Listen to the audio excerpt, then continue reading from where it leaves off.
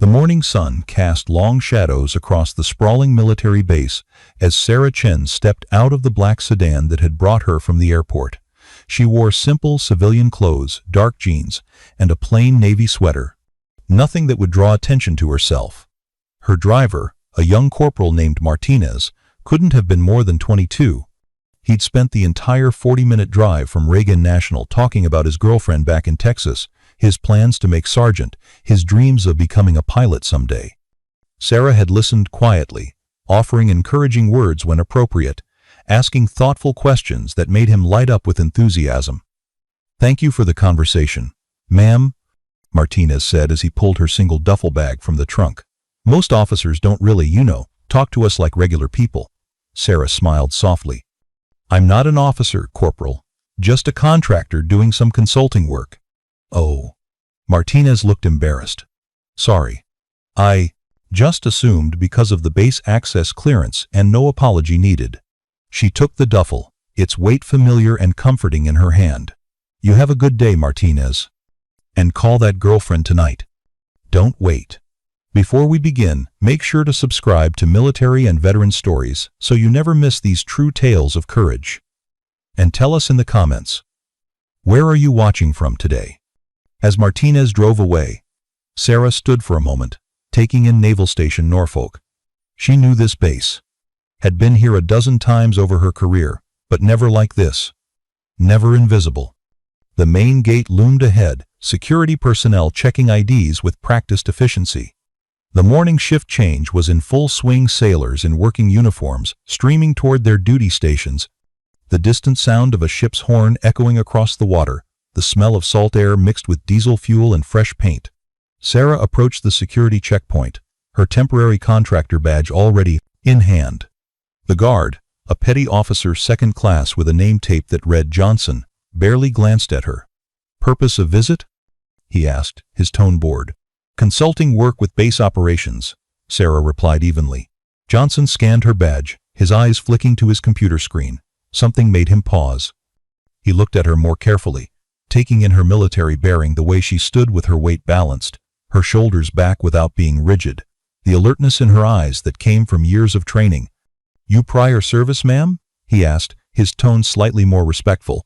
"Long time ago," Sarah said, which was technically true. Her last deployment had ended 8 months ago. Different lifetime. Johnson nodded, understanding that look. A lot of contractors were prior military, using their expertise in the civilian world. He handed back her badge. "Welcome to Norfolk. Building 7 is straight ahead. Take the first left past the commissary." "Thank you, petty officer." As Sarah walked through the gate, she felt the familiar weight of returning to this world. The sounds, the smells, the rhythm of military life, it was all still there, coded into her DNA after 23 years of service. But now she was seeing it from a different angle. Not as Admiral Sarah Chen, commander of the Atlantic Fleet Strike Group, not as Sparrow, the call sign she'd earned flying F/A-18 seconds in the Gulf. Just as Sarah Chen, consultant, temporary badge, no rank insignia, no authority, invisible. She passed a group of young sailors heading toward the mess hall. Their conversation was animated, complaining about duty rotations and a chief who was riding them hard. None of them looked at her. She was just another civilian on a base full of contractors, consultants, and support personnel. A commander in dress whites hurried past, nearly bumping into her as he checked his phone. He didn't apologize, didn't even seem to register her presence. In his world, she didn't exist. Sarah felt a small smile tug at her lips. This was going to be interesting. Building 7 housed base operations, a sprawling facility where the daily business of running a massive naval installation took place. Sarah pushed through the heavy doors into the fluorescent-lit interior, where the air conditioning was running too cold and the smell of burnt coffee permeated everything. The receptionist's desk was empty. Sarah waited, her duffel at her feet, observing. The walls were covered with official portraits: the President, the Secretary of Defense, the Chief of Naval Operations, the base commander. There was also a display case showing the base's history, photographs from World War II to present day. "Can I help you?" A woman appeared from a side hallway, mid-40s, wearing civilian clothes with a badge that identified her as Patricia Coleman, administrative specialist. Sarah Chen, she said, extending her hand. I'm here for the operational efficiency review. I believe Captain Morrison is expecting me. Patricia's expression shifted to mild confusion. Oh, I don't think Captain Morrison mentioned let me check his calendar. She moved to her computer, clicking through screens. I don't see any appointments today. Are you sure it's today? Positive, Sarah said calmly. I flew in from San Diego this morning specifically for this. Well, the captain is in a meeting right now with the command staff. They're discussing the upcoming inspection. Patricia looked uncertain. I could have you wait, but it might be a while. Or I could get his deputy. Commander Rawlings? I'll wait, Sarah said. No problem at all. Patricia gestured to a row of uncomfortable-looking plastic chairs against the wall. Coffee's in the break room down the hall if you want some. Fair warning, it's terrible. Sarah smiled. I've had worse. As she settled into a chair, Sarah pulled out her phone and appeared to check emails. In reality, she was observing everything. The flow of personnel through the building, the body language of the staff, the efficiency or lack thereof in how people moved and communicated. 20 minutes passed. Through the glass windows of a conference room, she could see the command staff meeting.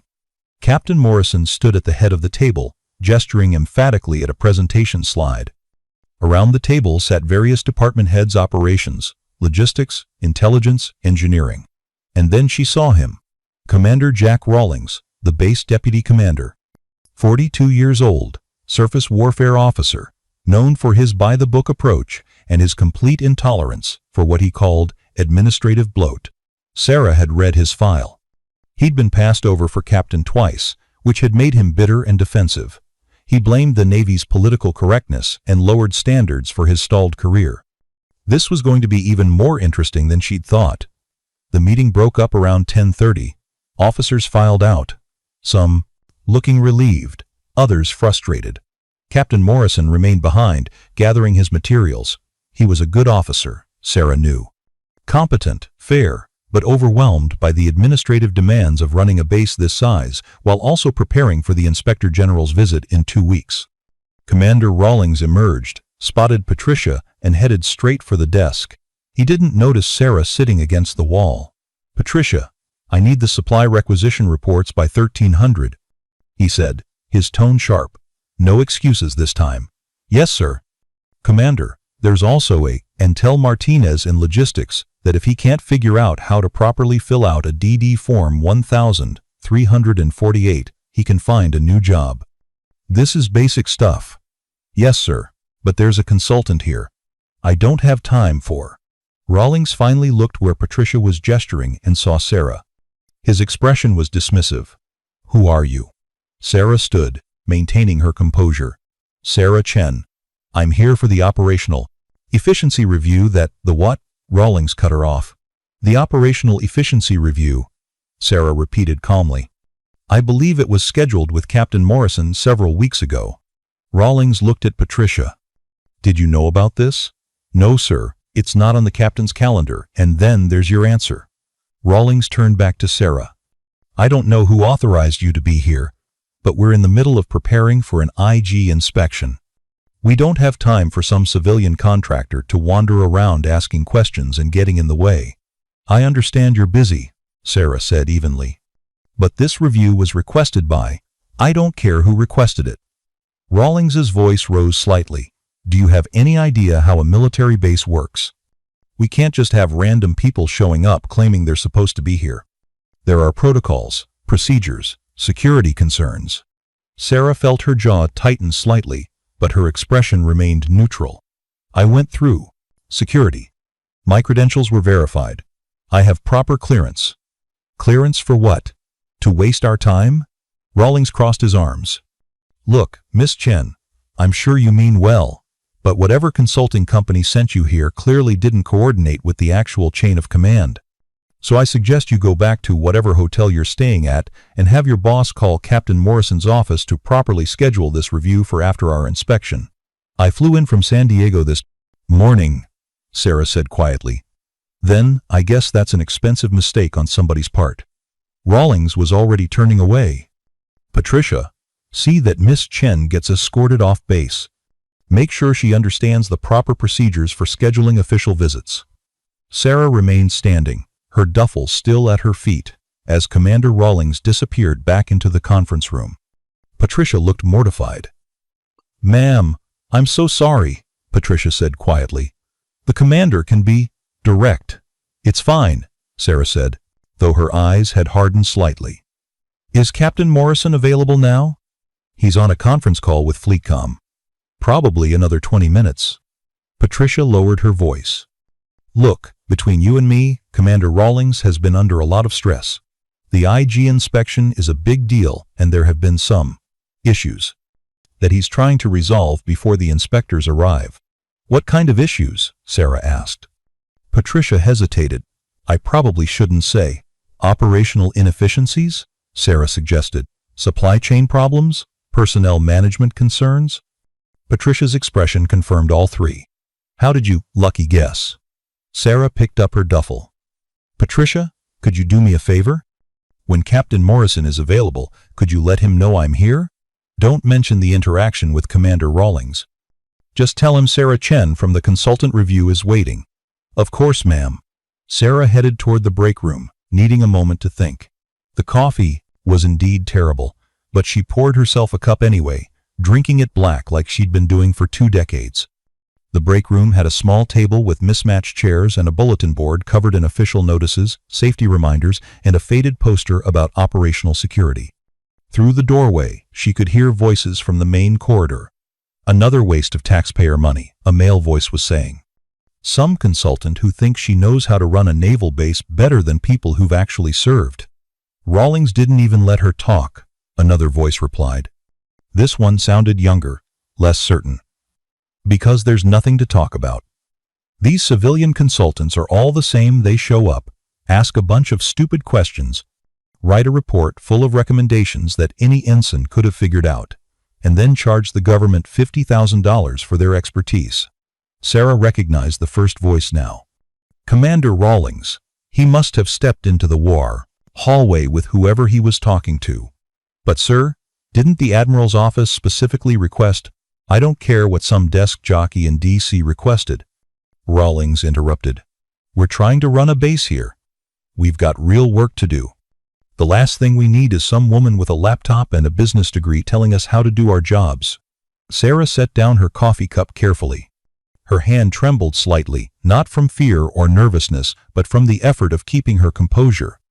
She'd heard this kind of dismissal before. Early in her career, when female pilots were still fighting for respect, she'd hoped the Navy had moved beyond it. Apparently not everyone had gotten the message. "Lieutenant Vasquez," Rawlings continued, "I want you to pull together all the supply reports for the past 6 months. If the IG is going to find problems, I want to know about them first." "Yes, sir. What about the consultant?" "What about her? She'll be gone by lunch, probably already complaining to her boss about the big mean Navy commander who wouldn't let her waste our time." Their footsteps faded down the corridor. Sarah counted to 10, then 20. Then she walked back to the reception area. Patricia was on the phone, but she held up a finger indicating she'd be just a moment. When she hung up, she looked relieved. "Good news, ma'am. Captain Morrison's call ended early. He can see you now." "Thank you, Patricia. His office is down this hallway, 3rd door on the left." "And ma'am?" Patricia's voice dropped. "I really am sorry about Commander Rawlings. He's not usually that direct," Sarah offered with a small smile. "I was going to say rude." Sarah found Captain Morrison's office easily. The door was open, and he was standing behind his desk, reviewing a thick binder. He was in his early 50s, with salt and pepper hair and the weathered look of someone who'd spent years at sea. His service dress blues hung on a coat rack in the corner, perfectly pressed, rows of ribbons telling the story of a distinguished career. Sarah knocked on the door frame. Morrison looked up, and his expression shifted immediately. His eyes widened slightly. Then his whole posture changed. He started to move as if to come to attention, then caught himself. "Admiral Chen," he said quietly, his voice carefully controlled. "Welcome to Norfolk, Captain Morrison," Sarah replied just as quietly. She stepped into the office and closed the door behind her. "Thank you for accommodating this visit on such short notice." Morrison gestured to the chairs in front of his desk. "Of course, ma'am. Your office called 2 weeks ago to arrange it. I have to admit, I was surprised when they said you wanted to come in." Incognito. "The operational efficiency review is real," Sarah said, sitting down. "But I wanted to see the base from a different perspective. See how things actually work when there's no Admiral stars announcing my arrival." Morrison nodded slowly. "And how's that going so far?" "Enlightening," Sarah said dryly. "I've been on base for 45 minutes. Your security procedures are solid. Petty Officer Johnson at the gate was professional and thorough. Patricia in your front office is excellent, organized, professional, trying to manage a chaotic environment. And?" Morrison could clearly tell there was more. "And Commander Rawlings just told me that we don't have time for some civilian contractor to wander around asking questions and getting in the way. He also suggested I was a waste of taxpayer money and implied that any woman with a laptop couldn't possibly understand how a naval base operates." Morrison's jaw tightened. "Ma'am, I apologize." "That's completely honest?" Sarah interrupted. "Captain, that's why I'm here in civilian clothes. I needed to see how this command actually functions when people think no one important is watching, and what I'm seeing is concerning." She leaned forward slightly. "Your deputy commander just dismissed a review that was requested by FleetCom, didn't check with you before turning away someone with proper credentials, and made assumptions based on—" She paused. "Well, let's just say based on factors that have nothing to do with competence or authority." Morrison looked like he wanted to sink into the floor. "Admiral, I can speak with Commander Rawlings immediately. This is unacceptable." "No," Sarah said firmly. "Not yet. I want to continue this review as planned. Let me see how the base operates for the next few days. Let me observe without the weight of rank-changing behavior." "But ma'am, Rawlings can't be allowed to." "Captain, how long has Commander Rawlings been your deputy?" 14 months. "And how would you characterize his performance?" Morrison hesitated. "Competent, detail-oriented, strong operational background. He's been frustrated about his promotion prospects. And that frustration, does it affect how he interacts with others?" Another hesitation. "He can be dismissive of support staff, civilian contractors, anyone he perceives as not understanding military culture, anyone he perceives as beneath him," Sarah corrected gently. Morrison didn't argue. "Captain, the IG inspection in 2 weeks isn't going to focus on whether your supply forms are filled out correctly. They're going to look at command climate, leadership effectiveness, and whether this base operates with the values we claim to uphold." Sarah's voice was quiet but firm. "And right now, I'm seeing a deputy commander who thinks he can dismiss people based on his assumptions rather than their credentials. That's a problem." "Yes, ma'am. So here's what we're going to do. I'm going to continue this review as Sarah Chen, consultant. I want access to base operations, your supply chain management, personnel systems, all of it. I'll observe, take notes, conduct interviews. And when I'm done, we'll discuss what I've found." "And Commander Rawlings?" "Let him continue, believing I'm just an inconvenient contractor. Let's see how he operates when he thinks there are no consequences for his behavior." Morrison looked uncomfortable but nodded. "As you wish, Admiral." "Sarah," she corrected. "For the next week, I'm just Sarah. Can you work with that?" "It's going to be challenging, ma'am." "Good," Sarah said, standing. "Challenge builds character. Now, I need temporary workspace and access to your operational systems. Can Patricia set that up?" "Of course. There's an empty office in the logistics building. I'll have her get you established." Sarah moved toward the door, then paused. "Captain, for what it's worth, from what I've seen so far, you're running a good operation here, but there are cracks. And Commander Rawlings is one of them." After she left, Captain Morrison sat at his desk for a long moment, staring at the closed door. Then he picked up his phone and called Patricia. "Patricia, Miss Chen is going to need workspace and full operational access. Treat her as a VIP contractor. Whatever she needs, you provide." "And Patricia?" "Yes, Captain. Don't mention to Commander Rawlings that I've approved her review. Let him think she's just wandering around. Patricia was silent for a moment. Captain, is there something I should know about Miss Chen? Just that she has full authority to be here, and anyone who gets in her way is going to regret it. The temporary office in Building 12 was exactly what Sarah expected. A converted storage room with a metal desk, uncomfortable chair, and a computer that looked like it had been manufactured during the Clinton administration. But it had a door that closed, a window overlooking the supply depot, and most importantly, access to the base's operational systems. Patricia had been apologetic about the accommodations, but Sarah assured her it was perfect. If you need anything, ma'am, just call extension 4401. That's my direct line. Thank you, Patricia. You've been very helpful. As Sarah settled in, she pulled out her laptop, a secure, military-grade machine that looked no different from any contractor's device, but had access capabilities far beyond what Commander Rawlings would expect. She began by pulling up the base's operational reports for the past year. The numbers told a story. Supply requisitions were taking 47% longer to process than the fleet average.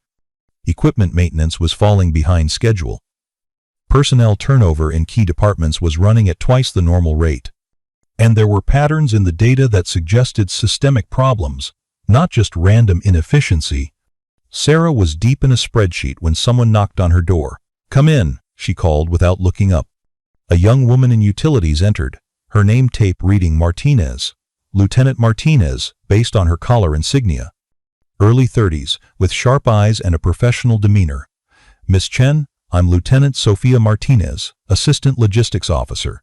Captain Morrison asked me to check if you needed any operational background for your review. Sarah looked up and smiled. "Lieutenant Martinez. Any relation to Corporal Martinez who drove me from the airport?" Sophia's face lit up. "My younger brother. He mentioned driving a consultant this morning. Said you actually talked to him like a person. He seems like a good kid. Wants to be a pilot. He does. I keep telling him the paperwork will be brutal, but he's determined." Sophia stepped fully into the office. "Ma'am, I have to say, we're all pretty curious about this operational efficiency review. We don't usually get civilian consultants. From what I understand, you're preparing for an IG inspection. I'm here to help identify any issues before the inspectors arrive." Sophia's expression shifted slightly, something between relief and concern. "Then you'll have plenty to look at. No disrespect to Captain Morrison, but we've got some challenges, such as..." Sophia glanced at the door, then lowered her voice. "Supply chain is a mess. We're using a procurement system that was designed for ships, not shore facilities, and no one seems to know how to make it work properly. We spend more time correcting paperwork errors than actually ordering supplies." "Who oversees procurement?" "Commander Rawlings, technically. But he delegates most of it to Chief Warrant Officer Hayes, who's..." Sophia paused, choosing her words carefully. "Let's just say Chief Hayes learned the system 30 years ago and refuses to adapt to any changes." Sarah made a note. "What else?" "Personnel management is creating bottlenecks.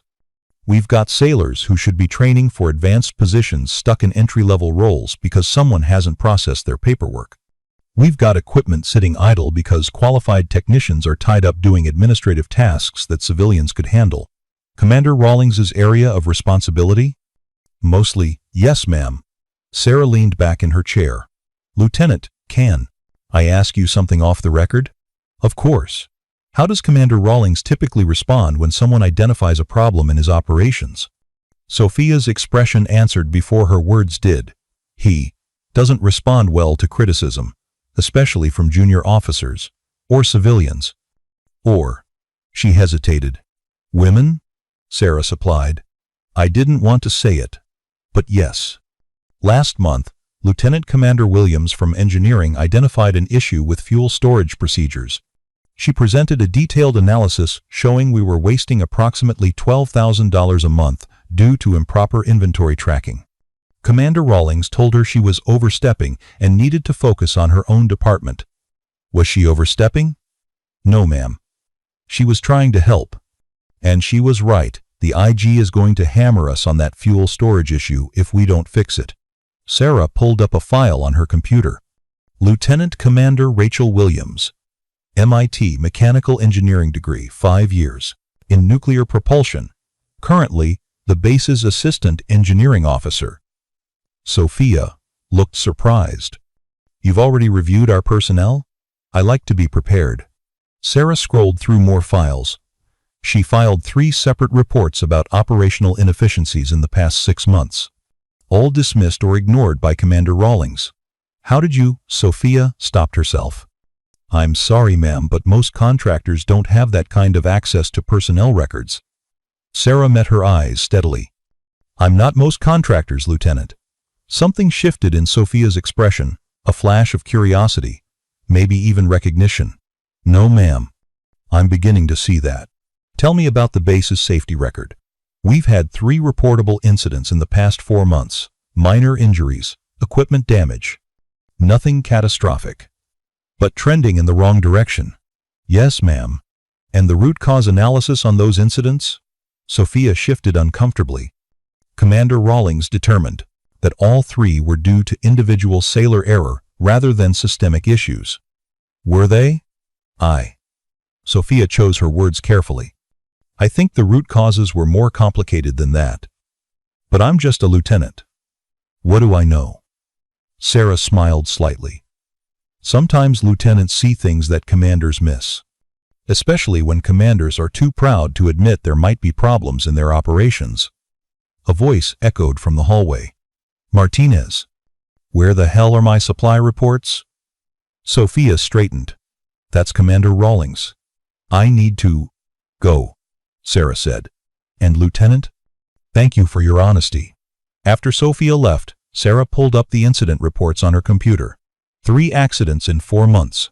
Each blamed on individual error. Each occurring in areas that Commander Rawlings directly supervised. She began cross-referencing the reports with personnel evaluations, training records, and operational tempo data. Patterns emerged. Overworked personnel. Inadequate training. Time.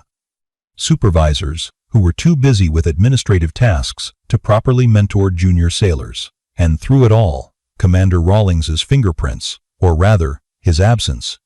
He was supposed to be ensuring operational excellence, but instead, he was creating an environment where problems were hidden rather than solved. Sarah was compiling her notes when her phone buzzed. A text from Captain Morrison.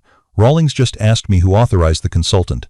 I told him Fleetcom wanted operational review before IG. He's not happy. She texted back. Good. Unhappy people make mistakes. Let him stay unhappy. The afternoon passed quickly. Sarah interviewed 3 more personnel, a chief petty officer from supply, a civilian contractor who managed IT systems, and a young ensign who was 3 months into his first assignment. Each conversation revealed more of the same pattern. Competent people trying to do good work while navigating a system that punished initiative and rewarded silence. At 1,700. As the day shift was ending, Sarah decided to walk the base. She changed into workout clothes, plain Navy PT gear. She'd brought in her duffel and headed toward the gym. It was a good way to observe the base culture without anyone paying attention to her. The gym was crowded with sailors finishing their workday, burning off stress with weights and cardio. Sarah found an open treadmill and started an easy run, her ears open. 2 sailors on the rowing machines near her were talking. Inspection's going to be a disaster, one was saying. We've got so much shit broken or improperly documented. Rawlings says we'll be fine. Rawlings says a lot of things. Doesn't mean they're true. Careful, man. You know what happened to Petty Officer Jackson when he questioned Rawlings's judgment. Jackson was right, though. That maintenance schedule was screwed up, and now we're behind on 3 critical systems. Doesn't matter if he was right. Matters that Rawlings got pissed and die. Jackson ended up on night shift for 2 months.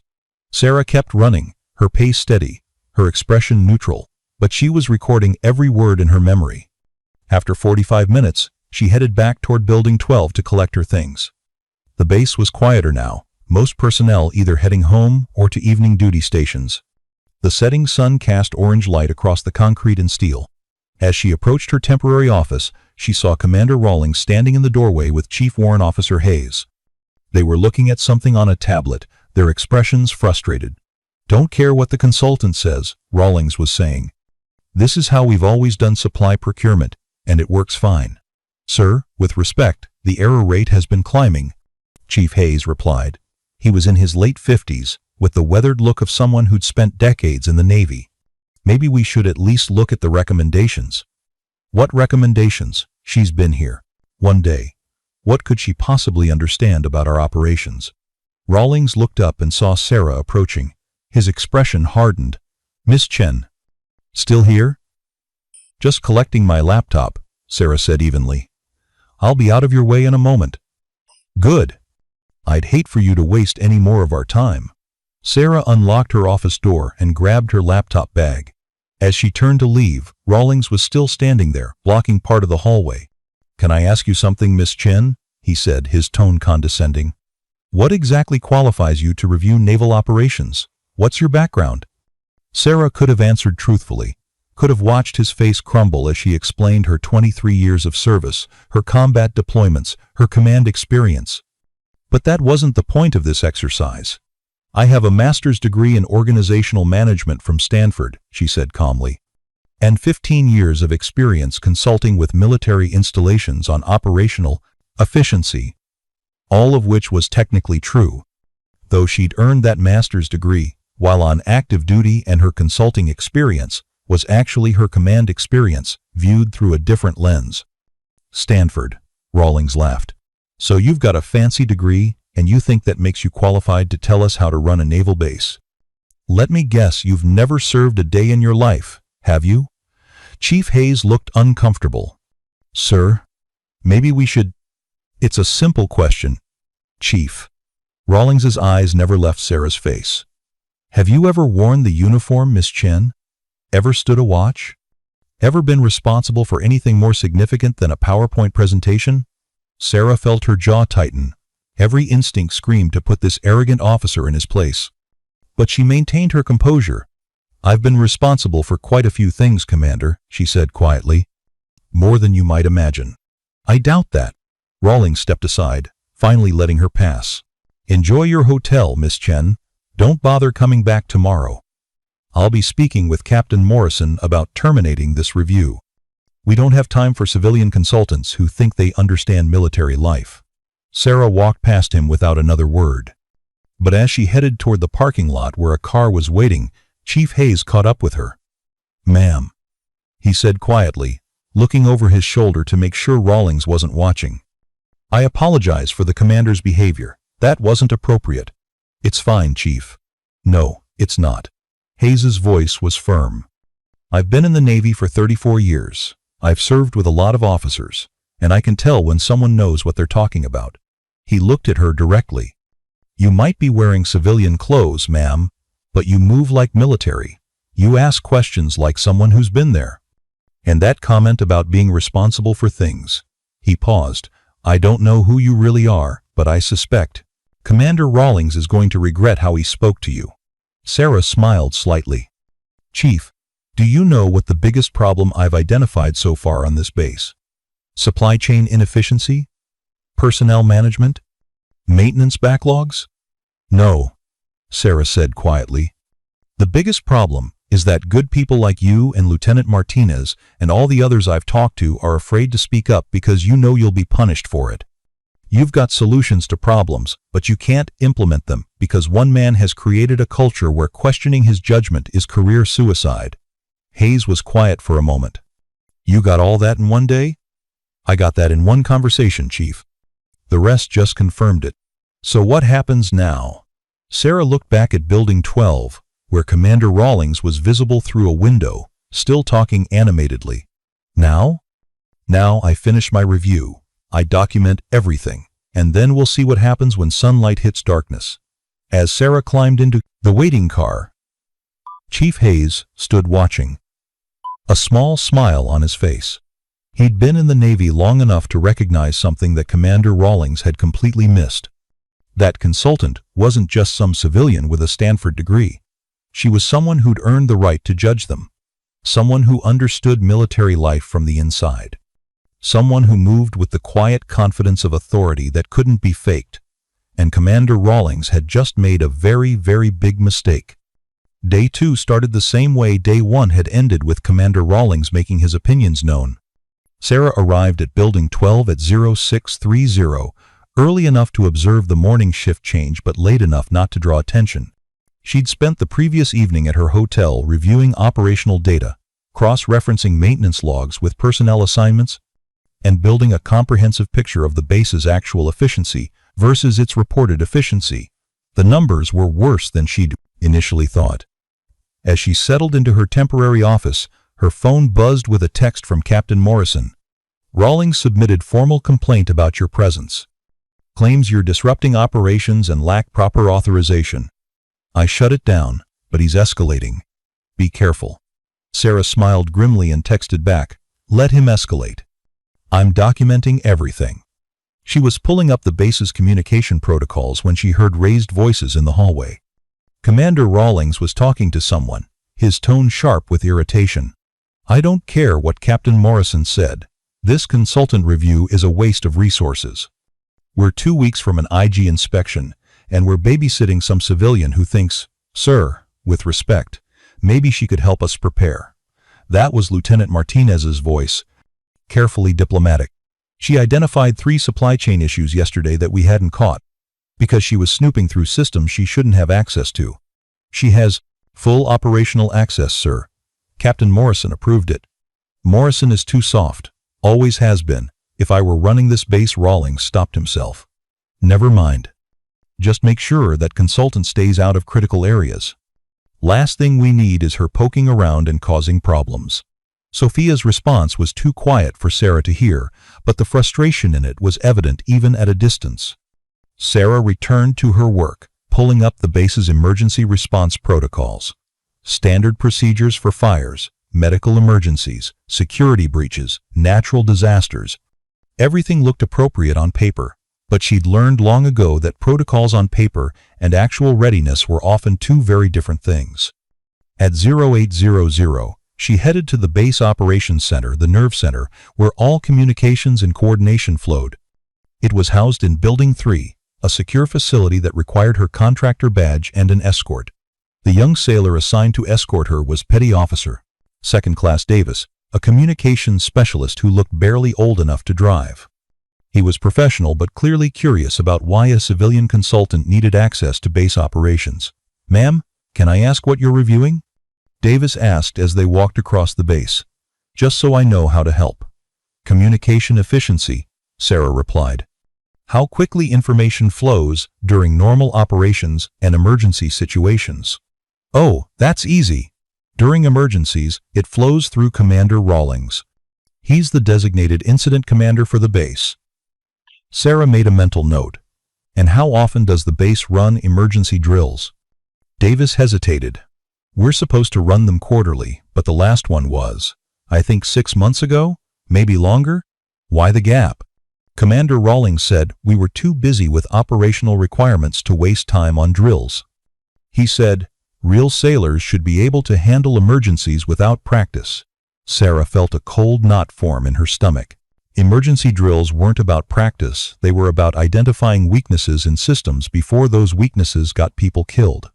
The operations center was impressive, a room full of monitors, displaying everything from weather patterns to ship movements to base security feeds. 6 sailors manned various stations, monitoring communications channels, tracking personnel locations, coordinating the daily business of running a major naval installation. The watch supervisor was a chief petty officer named Rodriguez, a woman in her early 40s with the calm competence of someone who'd seen everything twice. She looked up as Sarah entered. Chief Rodriguez, this is Miss Chen, the consultant, reviewing our operations, Davis explained. Rodriguez stood and extended her hand. Ma'am, welcome to Ops. What can we show you? I'd like to understand your emergency response procedures. Walk me through what happens if, say, there's a fire in one of the maintenance facilities. Rodriguez pulled up a digital flowchart on one of the monitors. Fire alarm triggers automatically. Security dispatches the base fire team. Ops notifies the incident commander, Commander Rawlings, and activates the emergency response protocol. We establish communication with all department heads, secure affected areas, and coordinate response efforts. How long does that typically take? From alarm to full coordination? About 8 to 10 minutes. Sarah nodded, making notes on her tablet. And what if Commander Rawlings is unavailable? Rodriguez's expression flickered. Then it goes to Captain Morrison as base commander. What if Morrison is also unavailable? What's the backup chain? Rodriguez glanced at the other sailors in the room. We'd work it out, ma'am. Figure out who's senior and available. So there's no formal backup protocol documented? Not exactly, no ma'am. Sarah added that to her growing list of deficiencies. Chief, can you show me your communication logs from past month? I want to see response times for various situations.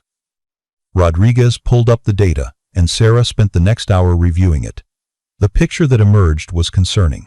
Response times were inconsistent, communication chains were unclear, and in several instances, delays had occurred because personnel were waiting for Commander Rawlings to authorize actions that should have been handled at lower levels.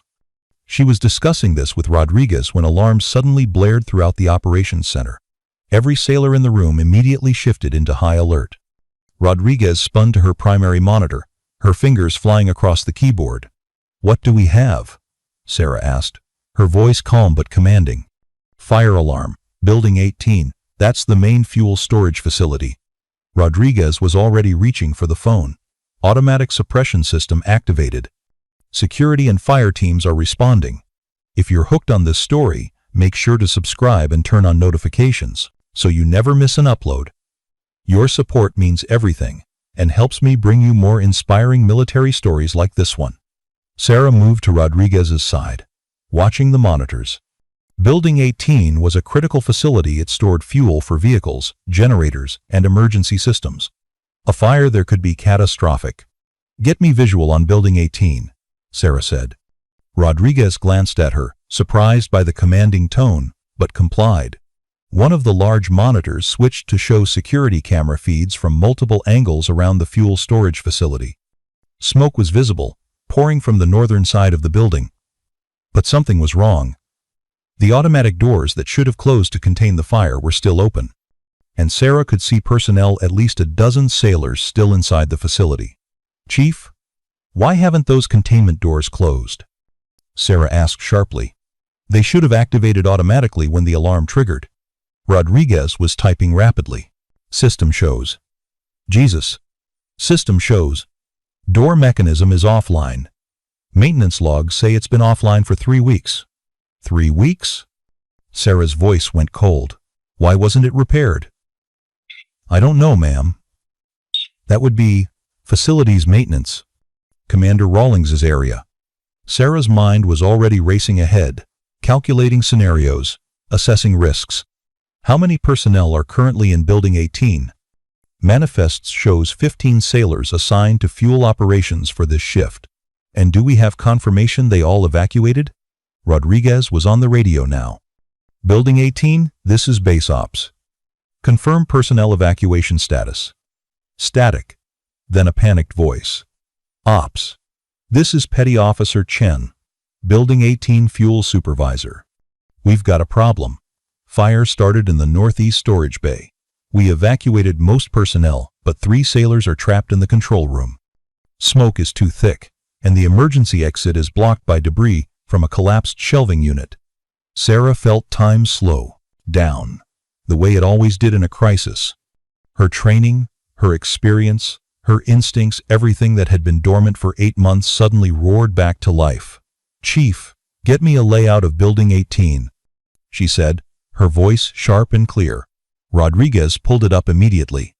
Sarah studied it for 3 seconds, her eyes tracing ventilation systems, structural supports, alternate exits. The control room has an external vent system, Sarah said, pointing to the schematic. It's designed to maintain positive pressure to keep smoke out. If they can seal the door and activate that system, they'll have breathable air for approximately 20 minutes. But that external vent opens onto the east side of the building. Rodriguez stared at her. How do you know our fuel facility's ventilation specifications? I read the building schematics last night, Sarah said, which was true. She'd reviewed every critical facility on the base. Radio Building 18. Tell them to seal the control room. Door, activate emergency ventilation, and wait for extraction from the east side. Ma'am, I need to wait for Commander Rawlings to authorize. Chief. 3 sailors have maybe 15 minutes before smoke overcomes them. We don't have time to wait for authorization. Make the call. Rodriguez hesitated for maybe 2 seconds, then keyed her radio. Building 18, Base Ops. Seal yourselves in the control room and activate emergency ventilation. Help is coming to the east side external vent. Acknowledge. Roger, Ops. Sealing control room now. Sarah turned to Davis. Get me Captain Morrison on the phone. Now. While Davis dialed, Sarah was already moving to the radio console. Base Ops to Fire Team 1. What's your ETA to Building 18? Fire Team 1. ETA. 3 minutes. We're approaching from the west side. Negative. Redirect to east side. 3 personnel trapped in control room. External ventilation vent is your extraction point. Roger that. Redirecting to east side. Davis handed Sarah the phone. Captain Morrison, sir. Captain, this is Sarah Chen. We have a situation at Building 18. Morrison's voice was tense. I just heard the alarms. What's the status? Sarah gave him a 30-second briefing, concise, clear, prioritizing critical information. It was the kind of report she'd given 1,000 times during her career, and it came naturally despite the civilian clothes she wore. Understood, Morrison said when she finished. I'm en route to the scene. Who's running incident command? Currently, no one, sir. Commander Rawlings hasn't arrived yet, and someone needed to coordinate response immediately. Then continue coordinating until I arrive. I'm authorizing you to direct emergency response operations. Morrison out.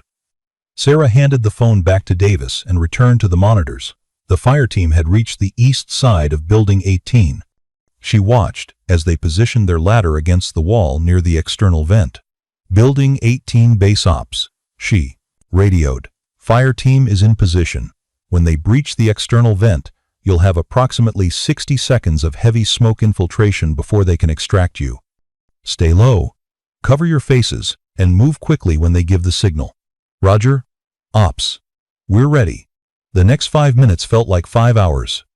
Sarah coordinated fire suppression efforts, directed personnel to secure the surrounding area, and maintained communication with the trapped sailors.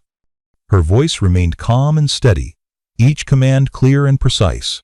She was vaguely aware that the operations center had gone silent, except for her voice and the radio chatter. Every sailor in the room was watching her, their expressions shifting from confusion to recognition to something that looked like awe. This wasn't how civilian consultants acted. This wasn't how anyone acted unless they'd commanded emergency operations before, unless they'd been trained for exactly this kind of crisis. The fire team breached the external vent. Smoke poured out in a thick black cloud. Then, one by one, 3 sailors emerged, coughing, covered in soot, but alive. Building 18 personnel extracted. The fire team leader reported, all 3 conscious and mobile. Paramedics are checking them now. Sarah felt her shoulders relax fractionally. Roger. Well done, Fire Team 1. Continue suppression operations on the main fire. Ma'am, Rodriguez said quietly beside her. The fire's under control. Suppression systems finally kicked in. Looks like initial estimates were wrong. It wasn't a fuel fire, just a storage area with cleaning supplies. Still dangerous, but not catastrophic. Good. Get me a preliminary damage assessment as soon as it's safe to enter. And Chief? Yes, ma'am?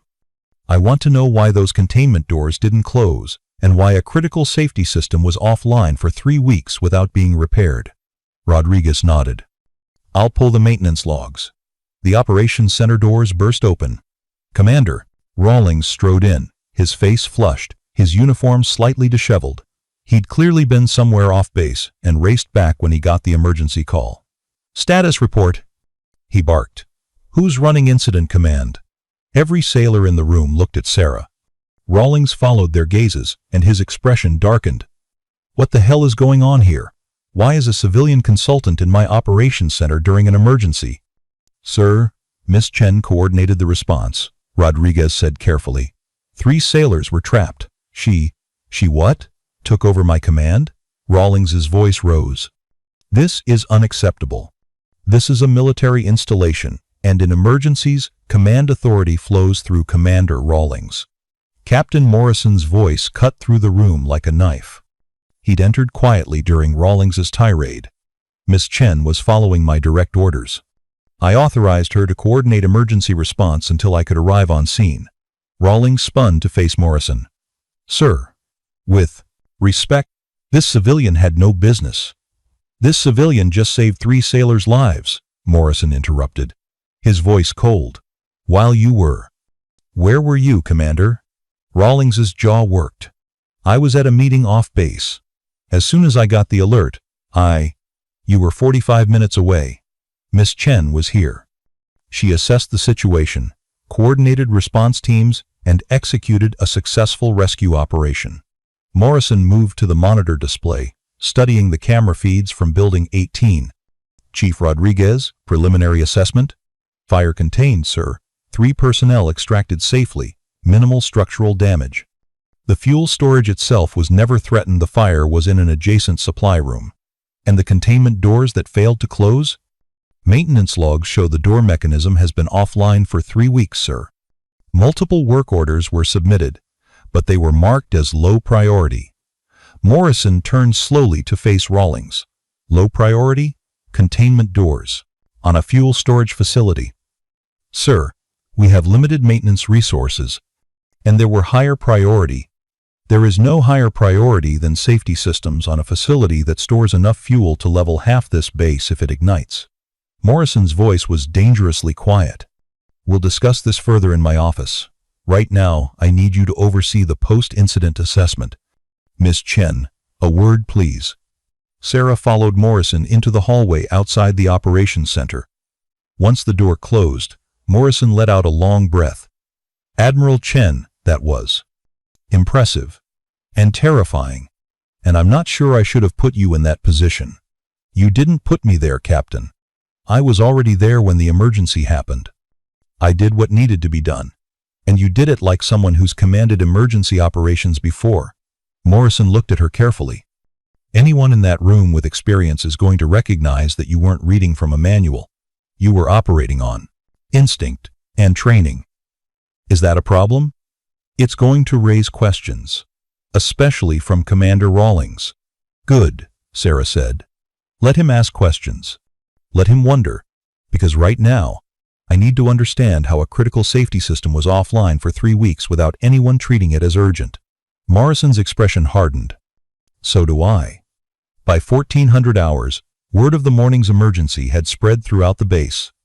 Sarah could feel it in the way sailors looked at her as she walked across the facility, not with the dismissive glances of yesterday, but with curiosity, respect, and in some cases, suspicion. She'd returned to her temporary office to compile notes on the incident when Lieutenant Martinez appeared in her doorway. Miss Chen? Do you have a moment? Of course, Lieutenant. Come in. Sophia entered and closed the door behind her. She stood there for a moment, studying Sarah with an intensity that made it clear she was putting pieces together. That was remarkable. What you did this morning, Sophia said carefully. Most people would have frozen or waited for someone else to take charge. But you. She paused. You moved like someone who's done this before. Someone who's commanded people in crisis situations. I've consulted on emergency preparedness for several installations, Sarah said, which was technically true. No. Sophia shook her head. That's not what I saw. I've been in the Navy for 8 years, ma'am. I know what civilian consultants look like during emergencies. They observe. They take notes. They stay out of the way. She moved closer. You didn't observe. You commanded. You knew exactly what questions to ask, exactly what orders to give, exactly how to coordinate multiple teams under pressure. Sarah remained silent, letting Sophia work through it. And the way you analyzed that building schematic, Sophia continued, you didn't just read it, you understood it tactically. Ventilation systems, structural weak points, alternate extraction routes. That's not consultant knowledge, ma'am. That's military knowledge. Lieutenant, what are you asking me? Sophia met her eyes directly. I'm asking who you really are, because I don't think you're just Sarah Chen consultant. I think you're someone important. Someone who came here to see how we actually operate when we don't know we're being watched. Sarah considered her response carefully. She'd been prepared for this moment, had known that her actions during the emergency would raise questions. The only question was how much to reveal.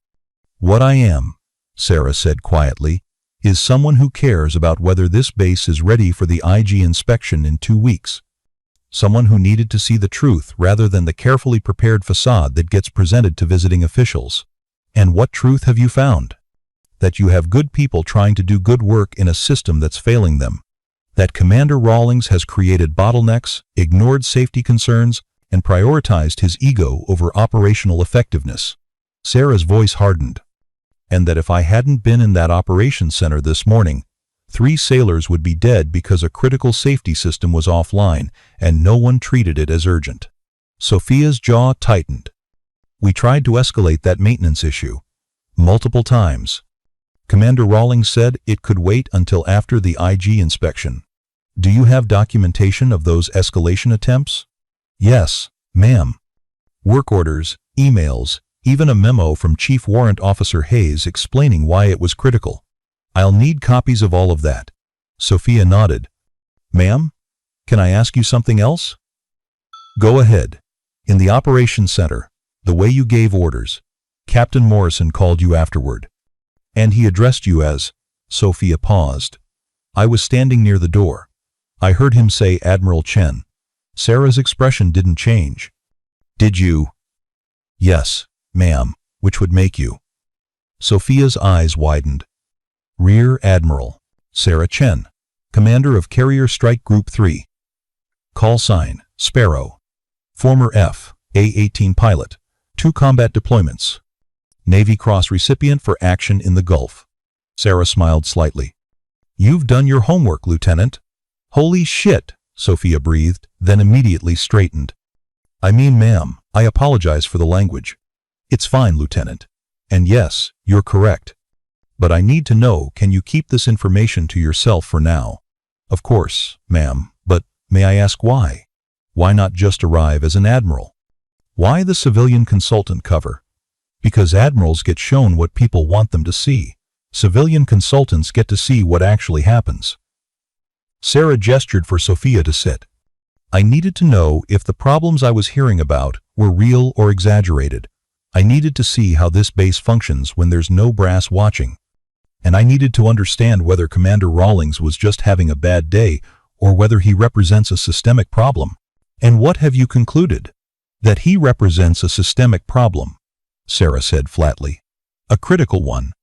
And that the IG inspection is going to expose it unless we fix it in the next 2 weeks. Sophia leaned forward. "Ma'am, most of the junior officers and enlisted personnel know something's wrong. We don't have the authority to fix it. And when we try to escalate concerns, we get shut down." "Not anymore," Sarah said. "Lieutenant, I'm going to need your help. I need detailed documentation of every operational issue, every safety concern, every time someone tried to do the right thing and got blocked. Can you gather that for me?" "Yes, ma'am." "Absolutely." Quietly, Sarah added. "I don't want Commander Rawlings to know what we're building until it's too late for him to cover it up." Sophia's smile was fierce. "Understood, ma'am." After Sophia left, Sarah pulled out her secure phone and sent an encrypted message to her deputy back at the strike group headquarters. "Situation worse than expected. Emergency incident today revealed critical safety failures. Will need full documentation package prepared for IG. More to follow." The response came within minutes. "Understood. Resources available if needed." "Be careful, Admiral." Sarah was reviewing the morning's incident reports when Chief Warrant Officer Hayes knocked on her doorframe. "Ma'am, do you have a minute?" "Of course, Chief. Please come in."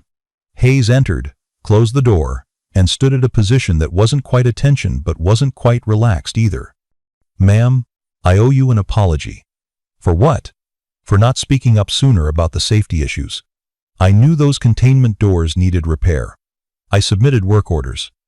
I escalated to Commander Rawlings 3 times. His voice was heavy with regret.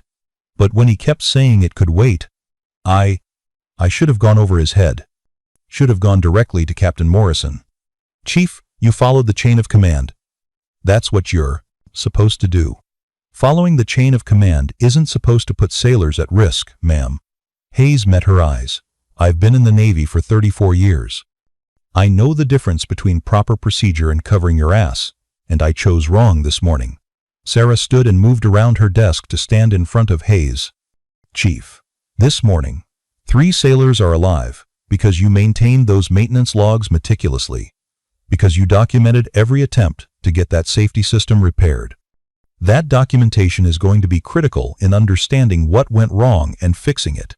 But if you'd pushed harder, you probably would have gotten the same treatment as everyone else who questioned Commander Rawlings reassigned, given terrible evaluations, or drummed out of the service. Sarah's voice was firm. The problem isn't you, Chief. The problem is a system where doing the right thing requires going around your immediate superior. Hayes was quiet for a moment. Ma'am, I don't know if you're aware, but word is spreading about how you handled the emergency, about the questions you've been asking, about, he paused, about who you might really be. And what are people saying? That you're not just any consultant, that you moved with command authority, that you knew things only someone with military experience would know. Hayes smiled slightly. Petty Officer Davis has been telling everyone who'll listen that you're either former special operations or some kind of undercover inspector. What do you think, Chief? I think you're someone who's tired of good people getting punished for trying to do their jobs right. And I think Commander Rawlings is about to have a very bad day. Hayes straightened. Ma'am, whatever you need from me, documentation, testimony, evidence, it's yours. A lot of us have been hoping someone would finally pay attention. I'm glad it's you. After Hayes left, Sarah spent the next several hours buried in documentation. Hayes had provided her with a comprehensive file work orders dating back 6 months, emails showing repeated escalations of safety concerns, maintenance logs revealing a pattern of deferred repairs on critical systems. It painted a damning picture. Commander Rawlings had consistently prioritized administrative concerns over safety, delayed critical maintenance to meet budget targets, and silenced anyone who questioned his decisions. At 1730, Captain Morrison called her office directly. Admiral, we need to talk. Can you come to my office? On my way, Captain. Morrison's office door was closed when Sarah arrived, which was unusual. She knocked, and his voice called out, "Come in." Inside, Morrison sat behind his desk, looking exhausted. "Please, close the door and have a seat." Sarah did both. "I just got off the phone with Fleetcom," Morrison said. "They've been following the reports of this morning's incident. They want a full investigation into the safety system failures." "Good. That's appropriate. They also," Morrison continued carefully, "have some questions about the civilian consultant who took command of emergency operations with the kind of precision that suggested extensive military experience. Did you tell them who I am? I confirmed that you have proper authorization to be here and that your actions this morning were appropriate and potentially life-saving." Morrison leaned back in his chair. "But Admiral, your cover is cracking. Too many people saw how you operated during that crisis. The questions are going to keep coming." "Let them come," Sarah said. "We're 6 days into this review, and I've already identified systemic failures that the IG is going to find in 2 weeks. The question now is whether we fix them or whether we let Commander Rawlings keep pretending everything's fine. You want to burn him. I want to protect this base and the sailors serving on it," Sarah corrected. "If that means ending Rawlings's career, so be it. But Captain, this isn't personal. This is about ensuring operational readiness and safety." Morrison nodded slowly. "What do you need from me? For now, keep giving me access. Let me finish documenting the problems. And when the time comes, be prepared to take decisive action. And Rawlings? He's going to figure out something's wrong. He's already suspicious about why you're still here after he tried to have you removed." "Good," Sarah said. "Suspicious people make mistakes. And I'm counting on Commander Rawlings to make several more before this is over." The next morning, Sarah arrived at the base at 0600 to find a small group of sailors waiting near Building 12. As she approached, they straightened, not quite coming to attention, but showing respect.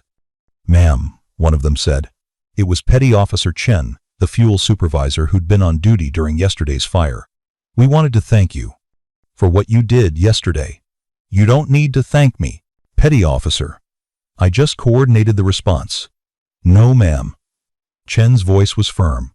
"You saved our lives." "The 3 sailors trapped in that control room, one of them is my best friend.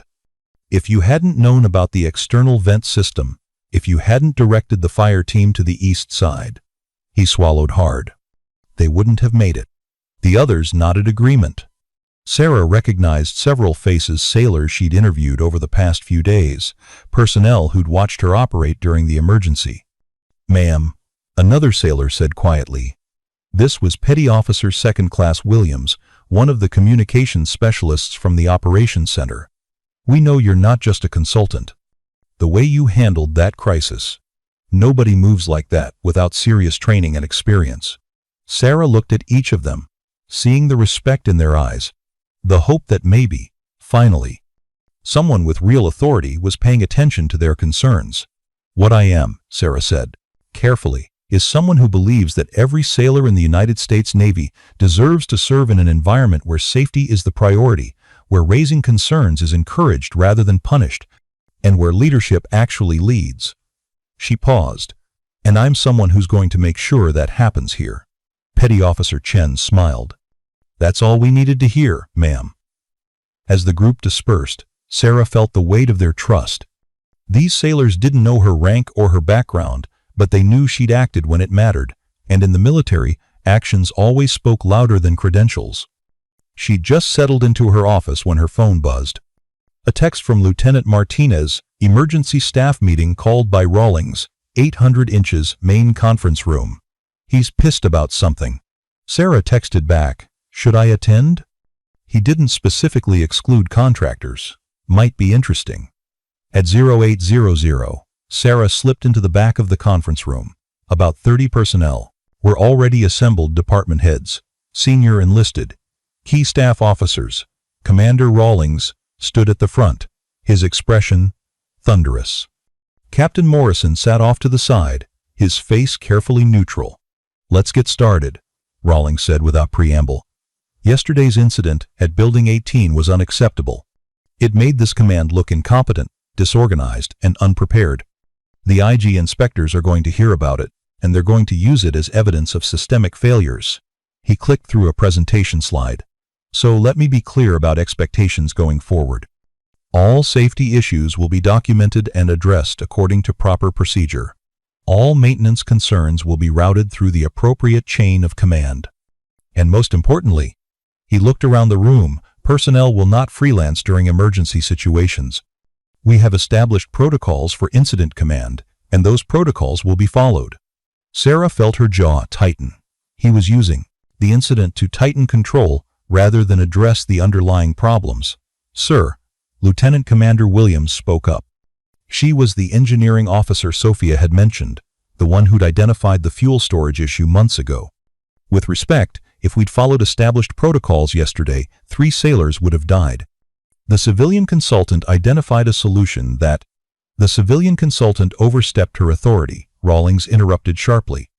She had no business directing emergency operations on a military installation. She was following Captain Morrison's direct orders, Williams said, her voice steady. "Yes. And we're going to discuss why Captain Morrison felt it necessary to give command authority to a civilian during a crisis on his own base." Rawlings's tone made it clear he considered that a failure of leadership. Morrison's expression didn't change, but Sarah saw his hands tighten on the arms of his chair. "Furthermore," Rawlings continued, "I've reviewed the consultant's access logs. She's been examining personnel files, maintenance records, incident reports, areas well outside the scope of an operational efficiency review. As of today, her access is being restricted to administrative systems only." "On whose authority?" Morrison's voice was quiet but carried absolute command. Rawlings turned to face him. "Sir, with respect, this civilian has been disrupting operations for almost a week. She's interviewing our personnel, questioning our procedures, and now she's taken over emergency command. I believe it's time to terminate this review." And Commander Rawlings, Morrison stood slowly. "Miss Chen's review was requested by FleetCom. Her credentials and access were authorized by the Atlantic Fleet Command. And her actions yesterday saved 3 sailors' lives while you were off base at a meeting that, according to your calendar, wasn't mission critical. The room went silent. Sir, you're dismissed, Commander. Everyone, except Miss Chen, please clear the room. The assembled personnel filed out quickly, many of them stealing glances at Sarah as they passed. When the door closed, Morrison turned to her. Admiral, I apologize. That was inappropriate. Actually, Captain, that was perfect. Sarah moved to the front of the room. Commander Rawlings just revealed exactly what I needed to see. He's more concerned about control and appearances than he is about actual operational effectiveness or safety. Morrison rubbed his face tiredly. Fleetcom called again this morning. They want preliminary findings from your review by end of week. They'll have them. Sarah pulled out her tablet. Captain, I need to brief you on what I've found. It's worse than you think. For the next hour, Sarah walked Morrison through the evidence she'd compiled. The deferred maintenance on critical systems, the pattern of ignored safety concerns, the personnel who'd been punished for raising issues, the bottlenecks in supply, chain, and logistics that were directly attributable to Rawlings's management style. Jesus, Morrison said when she finished. I knew there were problems, but I didn't realize the scope. Because Rawlings is good at managing up, Sarah explained. He gives you reports that look acceptable. He blames problems on junior personnel or external factors. And he's created an environment where people are afraid to escalate concerns beyond him because they know they'll be punished. What's your recommendation? Relieve him of duty immediately, pending a formal investigation. Sarah's voice was firm. Captain, you have cause.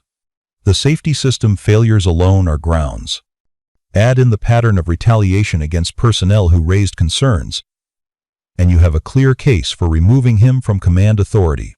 Morrison was quiet for a long moment. If I relieve my deputy commander a week before the IG inspection, it's going to raise questions. Fewer questions than if the IG finds these same, quote, problems and asks why you didn't address them. Sarah leaned forward. Captain, I know this is difficult.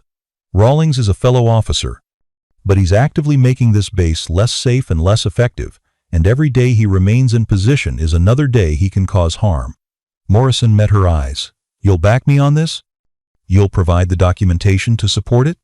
I'll provide everything you need. And Captain? Sarah's voice softened. You're not doing this alone. Fleetcom already knows about the safety system failures. They're watching. If you don't act, they will. Morrison nodded slowly. Then we do this properly. I want you to compile a formal report with all your findings. I want documentation of every incident, every ignored safety concern, every personnel complaint. I want it airtight so that when I relieve him, there's no question it was the right call. You'll have it by tomorrow morning. And Admiral? Morrison looked at her seriously. After this, your cover is done. Once I relieve Rawlings and cite your findings, everyone will know who you really are. Sarah smiled slightly. Good. I'm tired of being invisible anyway. That afternoon, Sarah worked with Lieutenant Martinez, Chief Hayes, and Lieutenant Commander Williams to compile the comprehensive report.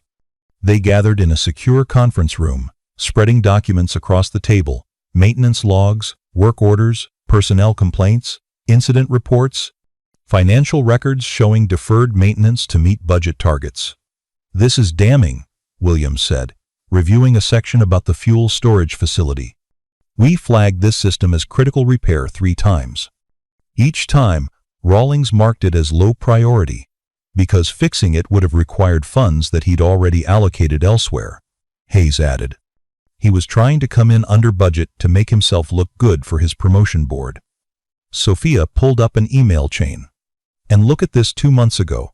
Lieutenant Chen from Engineering reported a safety concern about electrical systems in Building 7. Rawlings responded by questioning his competence and threatening a negative evaluation. Where's Lieutenant Chen now? Sarah asked. Transferred to a ship deployment. Rawlings expedited his orders. Sophia's expression was grim. Classic retaliation. Question the commander. Get shipped out. Sarah made notes. We need to document this pattern. Every time someone raised a safety concern, what happened to them? Negative evaluations? Transferred? Extra duties? They worked through the afternoon, building a case that was thorough, documented, and undeniable. By 1800, Sarah had compiled a 40-page report with another 100 pages of supporting documentation. She was reviewing the final version when her office door opened without a knock. Commander Rawlings stood in the doorway, his face flushed with anger. "We need to talk," he said. Sarah set down her tablet calmly. "Commander, what can I do for you?" Rawlings stepped inside and closed the door behind him. "I know what you're doing. I know you've been gathering information, talking to my personnel, building some kind of case against me. I've been conducting the operational efficiency review I was sent here to conduct." "Bullshit." Rawlings moved closer, his voice low and intense. "You're not a consultant. I've checked with every major defense contractor. None of them have a Sarah Chen with your supposed credentials. You're someone else. Someone with an agenda." Sarah remained seated, her expression neutral. "And what agenda do you think I have?" "I think someone at FleetCom is trying to undermine me. Maybe because I speak my mind. Maybe because I don't play politics. Maybe because I actually care about maintaining standards rather than lowering them for diversity quotas and social engineering." "Interesting theory," Sarah said. "Is that what you think safety concerns are? Social engineering?" "I think a lot of these safety concerns are excuses from personnel who can't handle real Navy standards. And I think you're using a minor incident yesterday to try to make me look incompetent." "Commander, 3 sailors were nearly killed because a critical safety system was offline for 3 weeks. That's not minor. It would have been repaired before it became a real issue if certain people hadn't panicked and turned it into a crisis." Rawlings leaned against her desk, looming over her. "But that's what people like you do, isn't it? Find problems where there aren't any, claim the sky is falling, demand changes that make everything worse." Sarah stood slowly, and something in her movement made Rawlings step back slightly. She moved around the desk until she was standing directly in front of him, and when she spoke, her voice carried a weight of command that made his eyes narrow. "People like me?" Sarah repeated softly. "What kind of person do you think I am, Commander? The kind who's never served, never sacrificed, never earned the right to judge how a real naval installation operates." "Is that so? You think I can't see through this consultant act? You're probably some political appointee's assistant, sent here to find ammunition for whatever crusade they're on. Well, let me tell you something. This base runs fine without interference from civilians who think they know better than officers who've dedicated their lives to the Navy." Sarah was silent for a long moment, her dark eyes holding Rawlings's with an intensity that made him uncomfortable. "Commander," she said finally, her voice quiet but carrying absolute authority. "You're relieved." Rawlings laughed. "Excuse me?" "You're relieved of duty, effective immediately. You'll report to Captain Morrison's office at 0800 tomorrow for formal notification, but as of right now, you no longer have command authority on this base. You don't have the authority to, Commander Jack Rawlings." Sarah's voice cut through his protests like a blade. "You are addressing Rear Admiral Sarah Chen, Commander of Carrier Strike Group 3, and yes, I absolutely have the authority." The color drained from Rawlings's face. "For the past 6 days," Sarah continued, her voice carrying the weight of 23 years of service, "I have watched you prioritize your ego over sailor safety. I have documented your pattern of ignoring critical maintenance issues. I have interviewed personnel who were retaliated against for raising legitimate concerns. And yesterday, I watched 3 sailors nearly die because you decided a containment door mechanism wasn't a priority." Rawlings opened his mouth, but no sound came out. "You question my right to judge how a naval installation operates," Sarah said, moving even closer. "I've commanded installations. I've commanded carrier air wings. I've commanded a strike group with 5,000 personnel and assets worth billions of dollars, and I've done it while maintaining the highest safety standards and pretension operational readiness ratings in the fleet." She pulled her military ID from her pocket and held it up. The 3 stars gleamed in the fluorescent light. "So yes, Commander, I've earned the right to judge. And my judgment is that you are unfit to serve in a command position." Rawlings stared at the ID, his face cycling through shock, anger and growing horror as he realized the magnitude of his mistake. "Admiral, I didn't know." "Of course you didn't know.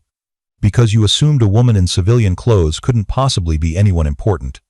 You assumed a civilian consultant couldn't possibly understand military operations. You assumed you could dismiss me, block my access, and make me go away."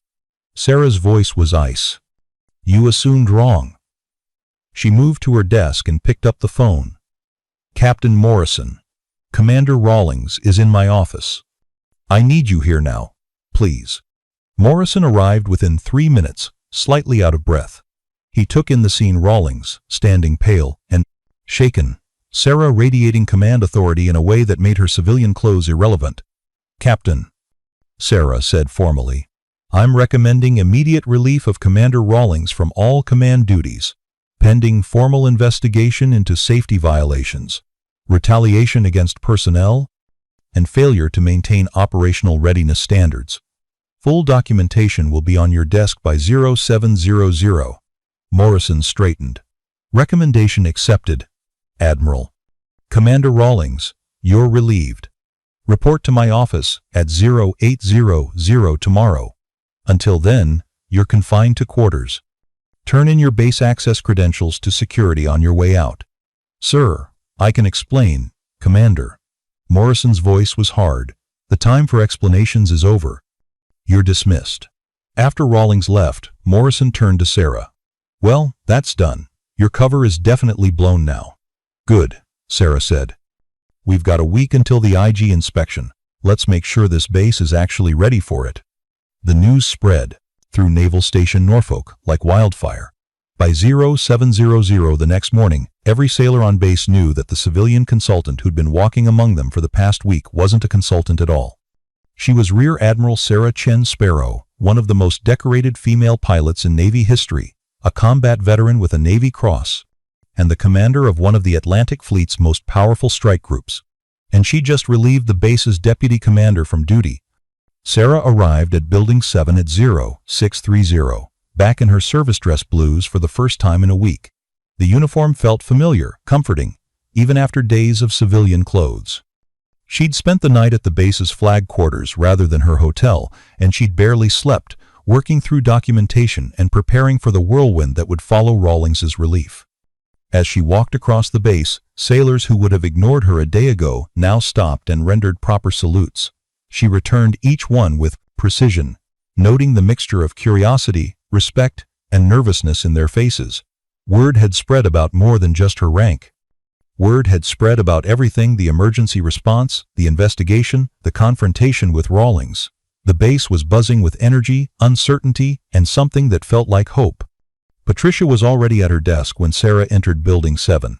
The receptionist stood immediately, her eyes wide. "Admiral Chen," she said, her voice slightly breathless. I had no idea. I'm so sorry for any—" "Patricia, you were nothing but professional and helpful," Sarah interrupted gently. "You have nothing to apologize for. But I let Commander Rawlings treat you so dismissively. If you'd known, I wouldn't have gotten an accurate picture of how this base operates. You did your job exactly as you should have." Sarah smiled. "And for the record, that coffee warning on my first day was appreciated. It really was terrible." Patricia laughed, some of the tension leaving her shoulders. "Captain Morrison is waiting for you in his office, ma'am. And Admiral, if I may say, thank you for what you did during the fire, and for everything else." Sarah found Morrison in his office, reviewing the formal documentation she'd provided. He stood when she entered, and this time, he came to full attention. "Admiral on deck," he announced, even though they were alone. "At ease, Captain. Let's not stand on ceremony, we have work to do." Morrison relaxed slightly. "Admiral, this report is comprehensive. 43 documented safety violations, 17 instances of personnel retaliation, systemic failures in maintenance protocols, supply chain inefficiencies." He shook his head. "When I read it all together like this, I feel like I failed these sailors." "You didn't fail them, Captain. You were managing a large installation while dealing with a deputy who was actively concealing problems from you. That's not failure, that's being undermined by someone you trusted." Still, I should have seen it sooner. Maybe. But you're seeing it now, and that's what matters. Sarah sat down. Captain, FleetCom is sending a team today. They want to review the findings and determine next steps. But before they arrive, I need your assessment. How quickly can we remediate the critical issues? Morrison pulled up a spreadsheet. I've already started. The containment door mechanism at Building 18 is being repaired today, emergency priority. I've got Lieutenant Commander Williams doing a full audit of all safety systems on base. Chief Hayes is reviewing the entire maintenance backlog with authority to approve critical repairs immediately, regardless of budget. Good. What about personnel? That's more complicated. At least a dozen sailors filed formal complaints against Rawlings over the past year. Those complaints were buried or dismissed. They'll need to be reviewed properly, and people will need to know their concerns are being taken seriously. Assign someone to handle that, someone the junior personnel trust. Lieutenant Martinez, maybe. Morrison nodded, making notes. Admiral, there's something else. Morale has been complicated. Some personnel are relieved that Rawlings is gone. Others are nervous about what comes next. And there's uncertainty about whether the IG inspection will still happen or whether your presence means it's been canceled. The inspection is still happening, Sarah said firmly. And it needs to happen. FleetCom needs to verify that we've actually fixed these problems, not just papered over them. She leaned forward. Captain, I'm not here to make this easy for you. I'm here to make sure this base operates the way it should. And that means accepting scrutiny, welcoming accountability, and proving that we can do better. Understood, ma'am. Now, I need to address the base. All hands meeting, this afternoon if possible. I want everyone to hear directly from me about what's happened and what comes next. Morrison checked his schedule. I can make that happen. 1,400 hours in the main auditorium. Perfect. By 1,000 hours, Sarah had conducted 3 separate meetings, one with department heads, one with senior enlisted leadership, and one with the junior officer corps. In each meeting, she'd been direct, honest, and clear about expectations. Here's the situation, she'd told them. For the past week, I observed how this base operates when no one knew an admiral was watching. I found serious problems, safety violations, personnel issues, systemic inefficiencies. But I also found dedicated sailors trying to do their jobs right despite those obstacles. She'd paused, letting that sink in. Commander Rawlings has been relieved because he failed to maintain the standards we require in the United States Navy. But this isn't about punishing one officer.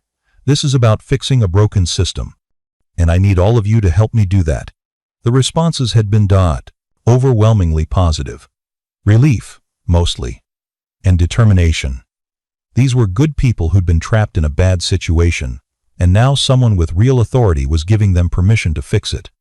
At 1,130, Sarah was walking through the supply depot with Chief Hayes, reviewing maintenance protocols, when a young sailor approached hesitantly.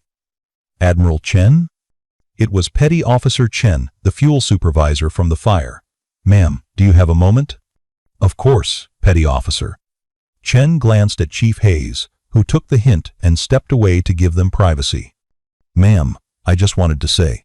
Chen struggled for words. When you were here as the consultant, you talked to me about the fuel storage procedures. You actually listened to my concerns about the safety systems. You didn't dismiss me or tell me I was overreacting. Because you weren't overreacting. Your concerns were valid.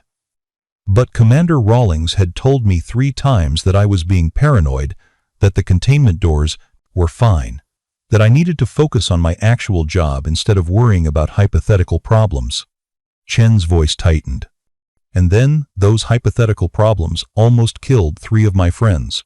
That should never have happened, Petty Officer. And it won't happen again. Chen met her eyes. Ma'am, there are a lot of us junior enlisted especially who felt like nobody was listening. Like our concerns didn't matter because we were too low-ranking to have valid opinions. What you did this week, coming here without your stars, actually talking to us like people. He swallowed hard. That meant something. It still means something. Sarah felt emotion tighten her throat. This was why she'd done it this way. Not for the satisfaction of catching Rawlings, but to understand what it felt like to be the sailors at the bottom of the chain of command, the ones who saw problems firsthand, but had no power to fix them. "Your concerns always mattered, petty officer," Sarah said quietly. "I'm just sorry it took someone coming in from outside to make that clear." More sailors approached throughout the morning. Some thanked her. Some shared their own stories of concerns dismissed or reports ignored. Some just wanted to be seen, acknowledged, heard. By lunchtime, Sarah understood the depth of the problem. It wasn't just Rawlings. It was a culture that had developed over months, maybe years, where junior personnel learned to stay silent because speaking up only brought punishment. That culture needed to change. And change had to start at the top. At 1,400 hours, the base auditorium was packed. Every seat filled. Sailors standing along the walls, people crowding in the doorways. Captain Morrison had estimated 500 personnel would attend. Over 800 showed up. Sarah stood backstage with Morrison, watching the crowd settle. "They're here because they want to understand what happens next," Morrison said quietly, "and because they want to hear it directly from." "No pressure then," Sarah replied with a slight smile. "Admiral, you commanded a carrier air wing in combat. You directed strike operations against enemy targets. I think you can handle a speech." "Combat is easier," Sarah said. "At least in combat, everyone agrees on who the enemy is." Morrison looked at her curiously. "And here?" "Here, the enemy is complacency, fear, the belief that speaking up will only make things worse." Sarah straightened her uniform. "That's harder to fight than any external threat." At precisely 1,400, Captain Morrison walked onto the stage. The crowd immediately quieted. "Attention on deck," Morrison called out. 800 sailors rose to their feet. "Ladies and gentlemen, Rear Admiral Sarah Chen, commander of Carrier Strike Group 3. Sarah walked onto the stage to thunderous applause. It started with the sailors who'd been in the operations center during the fire. They stood and clapped with fierce pride. Then it spread to those who'd been interviewed during her review, who'd seen her actually listen to their concerns. Then to the broader base population, who'd heard the stories, who understood what she'd done. The applause continued for nearly a minute. Sarah stood at the podium, feeling the weight of their expectations, their hope, their trust. Finally, she raised her hand for quiet. The room settled. "At ease. Please, sit down." 800 sailors sat. Sarah looked out at the sea of faces, young and old, enlisted and officer, representing every rate and specialty in the Navy. "A week ago," she began, her voice carrying clearly through the auditorium, "I arrived at this base wearing civilian clothes and calling myself a consultant. I did that because I needed to see how Naval Station Norfolk actually operates, not the carefully prepared version that gets shown to visiting admirals, but the real, day-to-day reality of serving here." She paused. "What I found was concerning. Safety systems offline, maintenance deferred, personnel afraid to raise legitimate concerns because they knew they'd be punished for it. A deputy commander who prioritized control and appearance over actual operational effectiveness." Murmurs rippled through the crowd. "But I also found something else. I found dedicated sailors trying to do excellent work despite those obstacles. I found chiefs and petty officers maintaining meticulous records even when they knew those records would be ignored. I found junior officers trying to protect their people while navigating a system that punished initiative." Sarah's voice grew stronger. "I found people like Petty Officer Chen, who raised safety concerns 3 times and was told he was paranoid, like Lieutenant Commander Williams, who identified critical fuel storage issues and was told she was overstepping, like Chief Hayes, who documented every maintenance problem and was told it could wait. She saw those individuals in the crowd, saw them sitting straighter, feeling acknowledged. "You were right," Sarah said directly to them. "All of you who raised concerns, who documented problems, who tried to do the right thing even when it was hard, you were right. And Commander Rawlings was wrong. Not just wrong, but dangerously wrong." The auditorium was completely silent now. Yesterday, 3 sailors nearly died because a critical safety system had been offline for 3 weeks. That should never have happened. And it never would have happened if legitimate concerns hadn't been systematically dismissed and ignored. Sarah gripped the podium. "Commander Rawlings has been relieved of duty. He'll face a formal investigation, and the evidence I've compiled will be provided to the appropriate authorities. But this isn't just about one officer. This is about a culture that needs to change. She looked around the room, meeting eyes. From today forward, here's how this base will operate. Safety concerns will be treated as urgent until proven otherwise. Maintenance issues will be prioritized based on actual risk, not budget convenience. Personnel who raise legitimate concerns will be thanked, not punished. And leadership at every level will be held accountable for creating an environment where doing the right thing is rewarded, not discouraged. Applause began again, but Sarah raised her hand. I'm not finished, because accountability goes both ways. I need all of you to hold up your end. If you see a problem, report it. If something isn't right, speak up. Don't wait for someone else to notice. Don't assume it's not your responsibility. This base belongs to all of us, and we all have a duty to maintain it properly. She softened her tone slightly. I know change is uncomfortable. I know some of you are nervous about the IG inspection next week. Good. Nervous means you care. Nervous means you'll double-check your work, verify your procedures, make sure everything is actually right rather than just appearing right. Sarah smiled. Slightly. The IG inspectors are going to find problems. That's their job. But they're also going to find a base that's actively fixing those problems, that's committed to improvement, and that's putting sailor safety above everything else. And that matters more than a perfect score. She straightened. One more thing. During my week here as a consultant, many of you helped me. You shared information honestly. You answered questions thoroughly. You showed me who you really are when you thought no one important was watching. Sarah's voice carried emotion. Thank you. Thank you for your honesty. Thank you for your courage. And thank you for reminding me why I love serving in the United States Navy. The applause this time was deafening. Sailors rose to their feet, clapping, some cheering. Sarah saw tears on some faces, saw relief and pride and hope. As the noise continued, something happened that Sarah hadn't expected. In the front row, a SEAL stood up, Senior Chief Petty Officer Marcus Webb, assigned to the base's Special Warfare Unit. He'd been one of the people she'd interviewed early in her review, a quiet professional who'd shared concerns about safety protocols during training exercises. Webb came to attention and rendered a salute. Not the casual, routine salute of daily military life, but a deliberate, meaningful gesture of respect. "Hoo-yah, Admiral," he said, his voice cutting through the applause. "Thank you for having our backs." The sailor next to him stood and saluted. Then another. Then a whole row. Within seconds, the entire auditorium was on its feet. 800 sailors, standing at attention, rendering salutes with a precision and sincerity that made Sarah's throat tighten. She stepped back from the podium and returned the salute, holding it, letting herself feel the weight of this moment. This wasn't just protocol. This wasn't just tradition. This was 800 sailors saying, "We see you, we recognize what you did, you earned this." Respect not through rank alone, but through actions. The salute held for 10 seconds that felt like an eternity. Then Sarah lowered her hand, and the crowd erupted again, applause, mixed with voices calling out thanks, appreciation, determination. Captain Morrison stepped forward to dismiss the formation, but Sarah could barely hear him over the noise.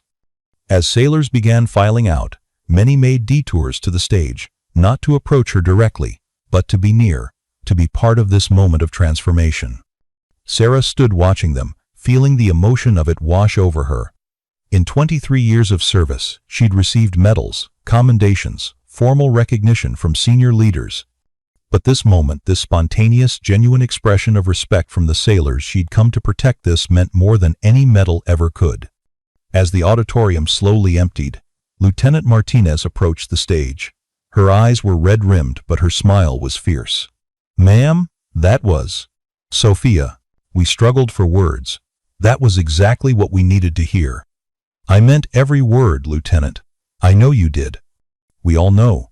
Sophia glanced back at the still departing crowd. "Admiral, you just changed everything. People are actually believing that things can get better, that their concerns matter, that speaking up won't destroy their careers. Now comes the hard part," Sarah said, "actually making good on those promises."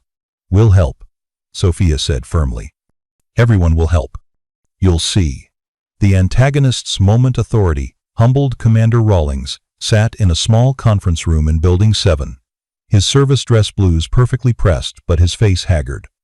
It was 0800 the following morning, and he was waiting for his formal notification of relief and the preliminary investigation briefing.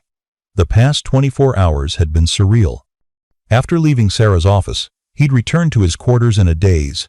He'd tried to call colleagues, to explain, to build support, but word had already spread not just about his relief, but about why, the safety violations, the ignored maintenance, the retaliation against personnel, the 3 sailors who'd nearly died.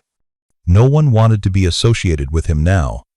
The door opened, and Captain Morrison entered, followed by Admiral Chen and a Navy JAG officer, Lieutenant Commander Ross, according to his name tag. "Attention on deck," Morrison said formally. Rawlings stood, coming to attention. But his eyes were on Sarah, and the bitterness there was palpable. "Commander Rawlings, be seated," Morrison said. They all sat, Morrison and Sarah on one side of the table, Rawlings on the other, with the JAG officer at the head taking notes. Morrison opened a folder. "Commander Jack Rawlings, you are hereby formally relieved of all duties as Deputy Commander of Naval Station Norfolk, effective immediately. This relief is based on multiple factors, including but not limited to failure to maintain operational safety standards, documented patterns of retaliation against personnel, and dereliction of duty in addressing critical maintenance issues." Rawlings's jaw tightened, but he said nothing. "A formal investigation is being initiated," Morrison continued. "You'll be assigned temporary administrative duties pending the outcome of that investigation. Your security clearances are being reviewed. And you are hereby ordered not to contact any personnel at this installation, except through official channels." "Understood, sir," Rawlings said, his voice tight. Morrison slid the folder across the table. "These are the formal notification documents. You'll need to sign and date each page." As Rawlings reviewed the documents, his hands trembled slightly.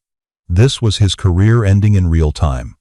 20 years of service, reduced to a relief of duty order, and an investigation that would almost certainly end in early retirement at best, court-martial at worst.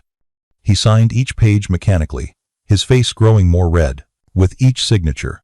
When he finished, he looked up at Sarah, and the carefully controlled facade cracked. "You destroyed me," he said, his voice shaking. "You came here with an agenda, set me up, and destroyed my career." "No, Commander," Sarah replied calmly. "You destroyed your career. I simply documented what you'd already done. I was doing my job, managing a complex installation with limited resources and impossible demands.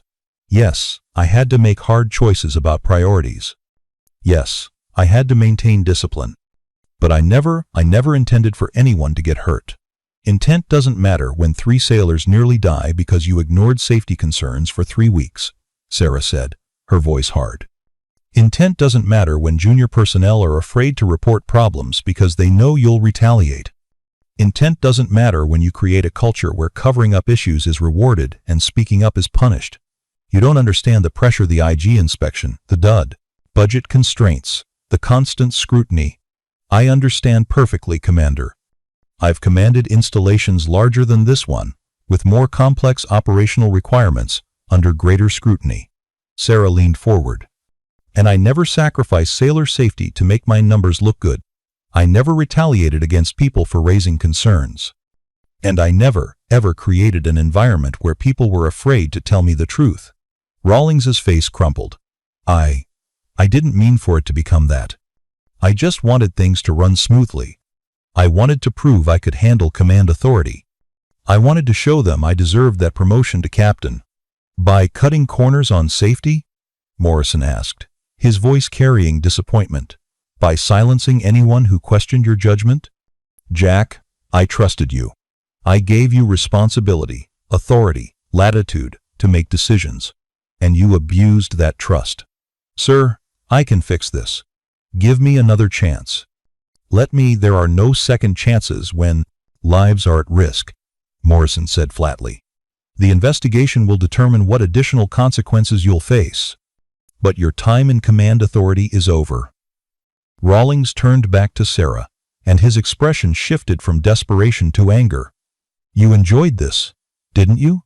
Coming in undercover, watching me make mistakes, building your case.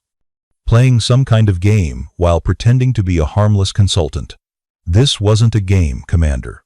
Wasn't it? The famous Sparrow, testing out her investigative skills, seeing if she could catch an officer making mistakes. Well, congratulations, Admiral, you won. You exposed every flaw, every misstep, every hard decision I made under impossible circumstances." Sarah's expression didn't change. "Commander, do you know what I found most revealing during my time here? I'm sure you'll tell me. I found that almost every person I interviewed, from petty officers to chiefs to lieutenant commanders, had legitimate concerns they wanted to raise. But they didn't bring them to you because they knew you'd dismiss them, belittle them, or punish them." Sarah's voice was quiet but devastating. "You created an environment where people would rather stay silent and risk disaster than speak up and face your anger. That's not leadership, Commander. That's tyranny." Rawlings flinched at the word. "And the saddest part?" Sarah continued.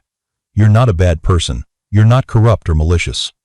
You're just an officer who let his pride and ambition override his judgment.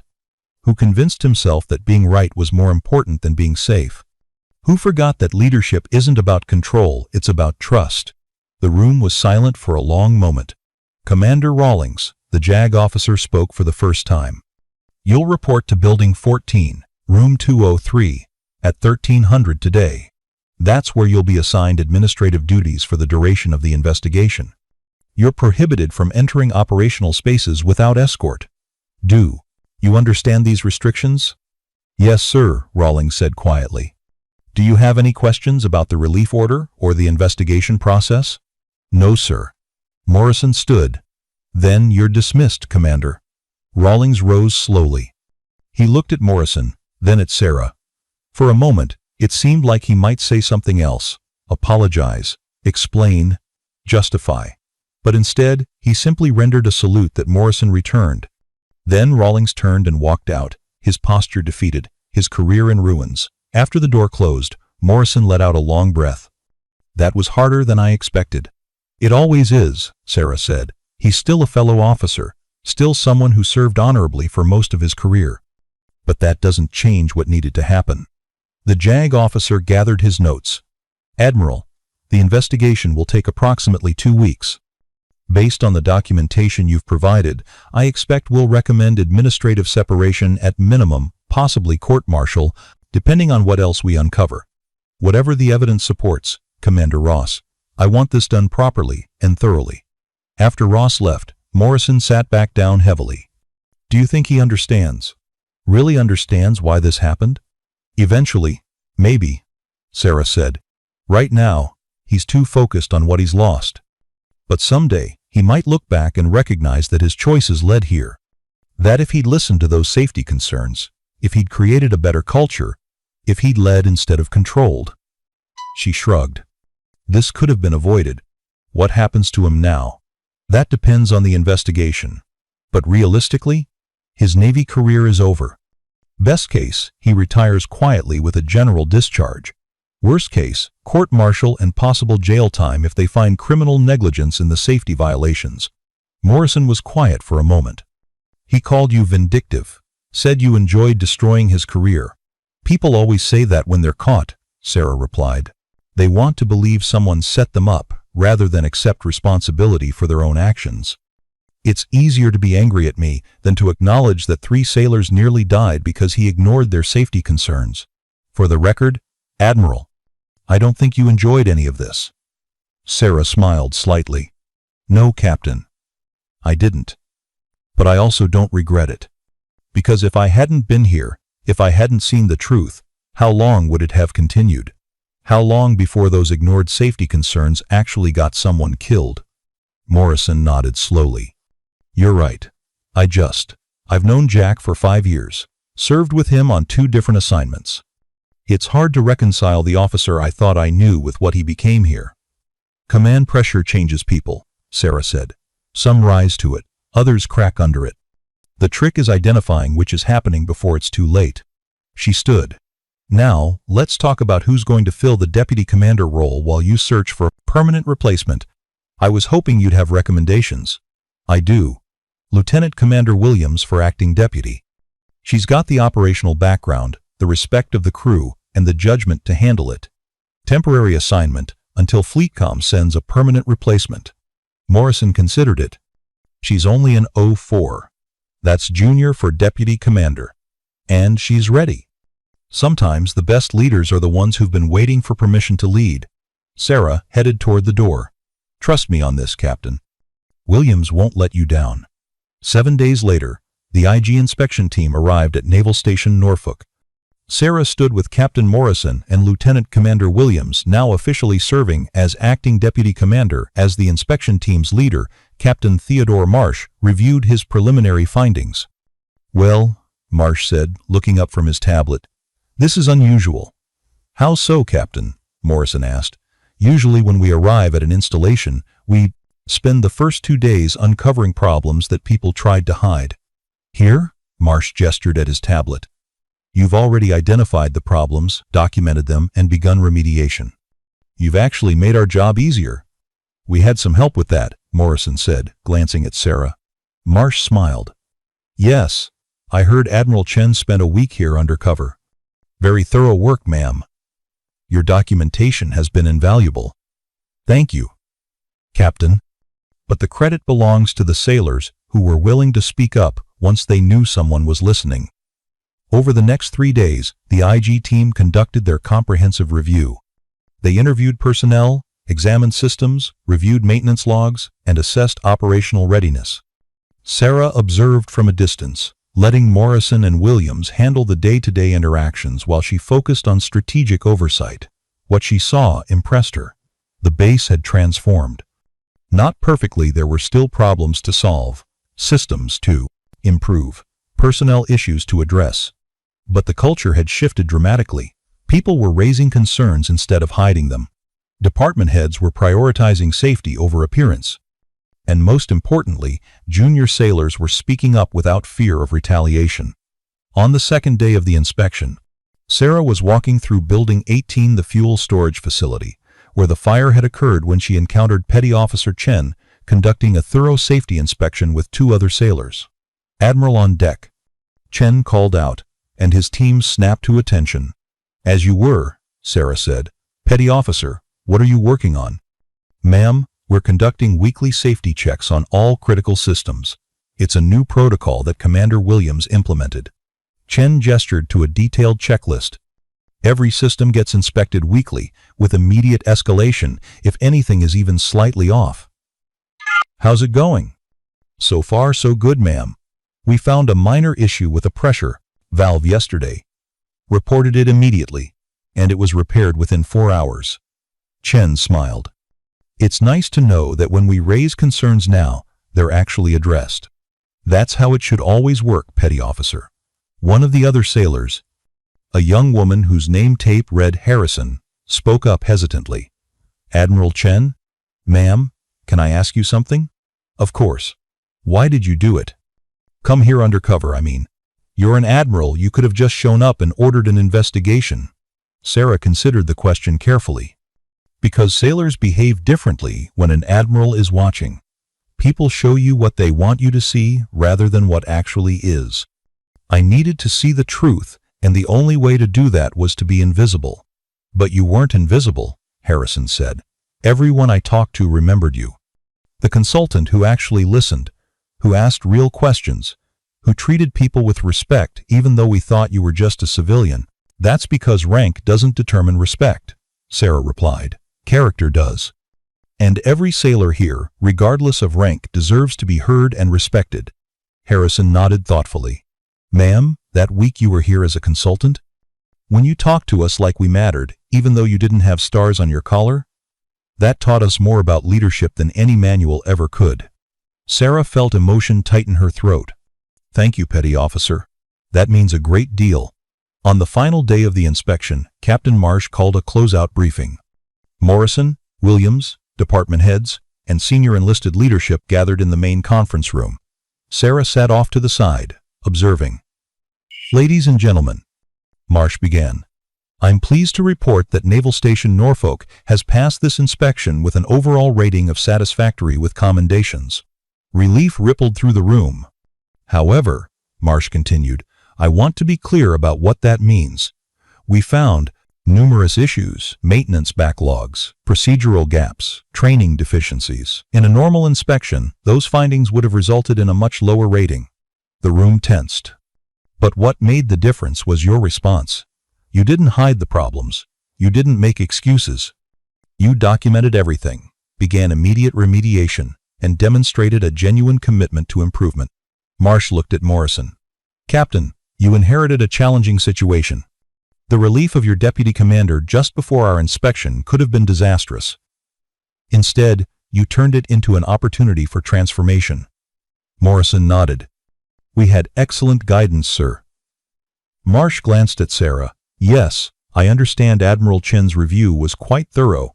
In fact, her documentation was so comprehensive that we've recommended it be used as a template for future operational efficiency reviews across the fleet. After the briefing concluded, personnel filed out, many stopping to congratulate Morrison and Williams. Sarah was gathering her materials when Senior Chief Webb approached. Admiral, do you have a moment? Of course, Senior Chief. Webb glanced around, ensuring they had relative privacy. Ma'am, I wanted you to know something.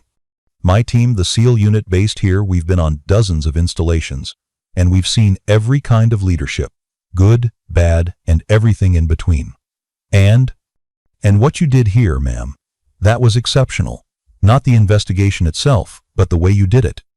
You could have come in as an admiral, thrown your weight around, relieved Rawlings on day one, and called it done. Instead, you took the time to understand the real problems, to hear from the people actually affected, to build a case that was thorough and fair. Webb's expression was serious. That takes integrity, ma'am. And humility. And those qualities are rare at flag rank. Thank you, Senior Chief. That means a great deal coming from you. There's something else. Webb continued. My team runs training operations with junior sailors sometimes, teaching them about leadership under pressure, decision-making in crisis situations. Would you be willing to speak to them? Not about tactics or strategy, but about what you did here, about leading with integrity. Sarah smiled. I'd be honored.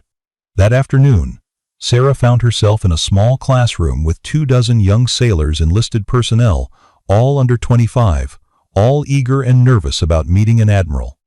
At ease, she said, as she entered. This isn't a formal brief. I just want to talk to you about something important. She perched on the edge of the desk at the front of the room, deliberately casual. For the past 2 weeks, this base has been talking about the civilian consultant who turned out to be an admiral. About how I came here undercover and relieved the deputy commander. Some of you probably think that was some clever investigative trick, maybe even heroic. She paused. But here's what I want you to understand. There was nothing heroic about what I did. I had rank, authority, and resources. I had the power to walk in here and demand answers. What took courage, real courage, was what all of you did every day before I arrived. The sailors looked confused. Petty Officer Chen raised safety concerns 3 times, knowing he'd be dismissed. Chief Hayes documented every maintenance issue, even when those documents were ignored. Lieutenant Martinez continued trying to fix supply chain problems, despite being told she was overstepping. Lieutenant Commander Williams kept identifying operational inefficiencies, even after being publicly reprimanded. Sarah's voice grew stronger. That's courage. Speaking up when you have no power. Doing the right thing when it might cost you everything. Maintaining integrity when it would be easier to stay silent. She looked around the room at their young faces. Leadership isn't about rank. It's not about having authority or giving orders. Leadership is about character. It's about doing what's right even when it's hard, even when it's unpopular, even when it costs you something. One sailor raised his hand. Ma'am, but what if speaking up gets you in trouble? What if your chain of command doesn't want to hear it? Then you document everything, and you keep trying. You escalate through proper channels. You maintain records. And if those channels fail, you find someone who will listen. Sarah's expression was serious. I'm not telling you to be insubordinate or to bypass your chain of command lightly, but I am telling you that there's a difference between following orders and following illegal or unsafe orders. And you have a moral duty to speak up when something is genuinely wrong. Another sailor spoke up. But ma'am, you're an admiral. It's easy for you to say that now. But when you were junior, did you really speak up? Or are you just telling us what we want to hear? Sarah smiled at the directness of the question. Fair question. Yes, I spoke up. When I was a lieutenant flying F/A 18 seconds, I reported a maintenance issue that my squadron commander told me to ignore. He said the aircraft was good enough for the training mission. I refused to fly it and documented my concerns. What happened? I got a letter of counseling in my service record. My fitness report, that cycle was mediocre, and I was passed over for early promotion to lieutenant commander. Sarah paused. But 6 weeks later, another aircraft with the same maintenance issue crashed, killing the pilot. The investigation found that multiple people had noticed the problem but hadn't spoken up. And I realized that the letter of counseling in my record was a badge of honor, not a black mark. The room was silent. So yes, Sarah continued, speaking up has costs. Sometimes real costs, but the cost of staying silent when lives are at risk, that's always higher. A third sailor asked, Ma'am, what about Commander Rawlings? Do you feel bad about ending his career? I feel bad that it came to that, Sarah said honestly. Commander Rawlings isn't a monster.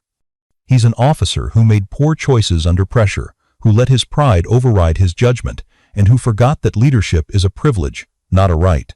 Do I regret exposing those choices? No. Because 3 sailors nearly died, and more would have if nothing changed. She stood up. Here's what I want all of you to take away from this. Your rank doesn't determine your worth. Your character does. You don't need stars on your collar to be a leader. You just need integrity, courage, and a willingness to do what's right even when it's hard. Sarah smiled at them. Now, Senior Chief Webb tells me you're all training to become future leaders in the Navy. So I have one question for you. What kind of leaders do you want to be? The kind who prioritize appearance over reality? Or the kind who prioritize people over pride? The response was immediate. People over pride, ma'am. Good. Then make me proud. And when you're in positions of authority someday, remember this moment. Remember that the sailors serving under you deserve leaders who listen, who care, and who have their backs.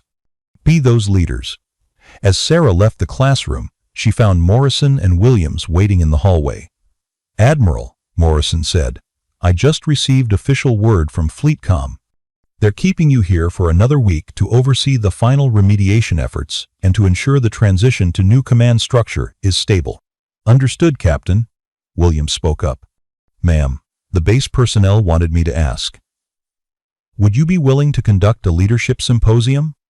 Multiple sessions over the next week, open to all personnel, focusing on the lessons learned from this experience? Sarah considered it. She had other responsibilities, other commands, demanding her attention. But looking at Williams's earnest face, thinking about those young sailors in the pretension classroom, remembering Petty Officer Chin's relief and Chief Hayes's quiet pride, yes, she said, let's do it. Over the next week, Sarah conducted 5 leadership symposiums. Each session was packed standing room only with sailors hungry to understand not just what had happened, but what it meant. She talked about integrity, about courage, about the difference between leadership and authority, about how to speak up when something's wrong, about how to create cultures where people feel safe raising concerns. But mostly, she listened. She listened to junior enlisted personnel share their fears about reporting problems. She listened to chiefs explain the pressure they felt to protect their sailors while following orders from above. She listened to officers wrestle with the tension between loyalty to their chain of command and loyalty to their principles. And through it all, she saw the base transforming. Not just in policies or procedures, but in culture, in the way people talk to each other, in the willingness to admit mistakes, in the commitment to doing better. On her final day at Norfolk, Sarah walked the base one last time. She stopped at Building 18, where new containment doors had been installed and a plaque now hung commemorating the 3 sailors who'd been rescued. She visited the operations center, where Chief Rodriguez and her team were running more efficiently than ever. She toured the supply depot, where Chief Hayes was training the next generation of logistics specialists. Everywhere she went, sailors stopped to thank her, to shake her hand, to tell her how things had changed. At 1,500, the base held a small departure ceremony. Nothing formal. Sarah had specifically requested that just personnel who wanted to be there, gathering in the main plaza. Captain Morrison spoke first, thanking her for her leadership and guidance. Lieutenant Commander Williams presented her with a plaque in recognition of exemplary leadership and unwavering commitment to sailor welfare. Then Senior Chief Webb stepped forward with something unexpected, a hand-carved wooden model of an F/A-18 Hornet with Sparrow engraved on the base. "Ma'am," Webb said, his voice carrying across the plaza, "my team wanted you to have this, not because of your rank, not because you're an admiral, but because you showed us what real leadership looks like. You came here without your stars, without your authority, and you listened to us. You saw us. And then you used your power to fix what was broken." He handed her the model, and the assembled personnel erupted in applause. Sarah stood there, holding the wooden aircraft, feeling the weight of it, not just the physical weight, but the emotional weight of what it represented. These sailors had carved this by hand, had spent hours on detail work, had poured their gratitude and respect into every cut and polish. "Thank you," she said when the applause quieted. "Thank you for your trust, your courage, and your commitment to excellence. These sailors represent the very best of the United States Navy, and it's been my honor to serve alongside you." She looked around at the faces in the crowd. "When I arrived here 2 weeks ago, I came to find problems. I found them, but I also found something I wasn't expecting. I found hope. Hope in the form of sailors who refused to accept that good enough was acceptable. Hope in the form of chiefs who kept fighting for their people even when it seemed pointless. Hope in the form of officers who maintained their integrity even when it cost them." Sarah's voice grew stronger. "You are that hope. Every one of you who spoke up, who documented concerns,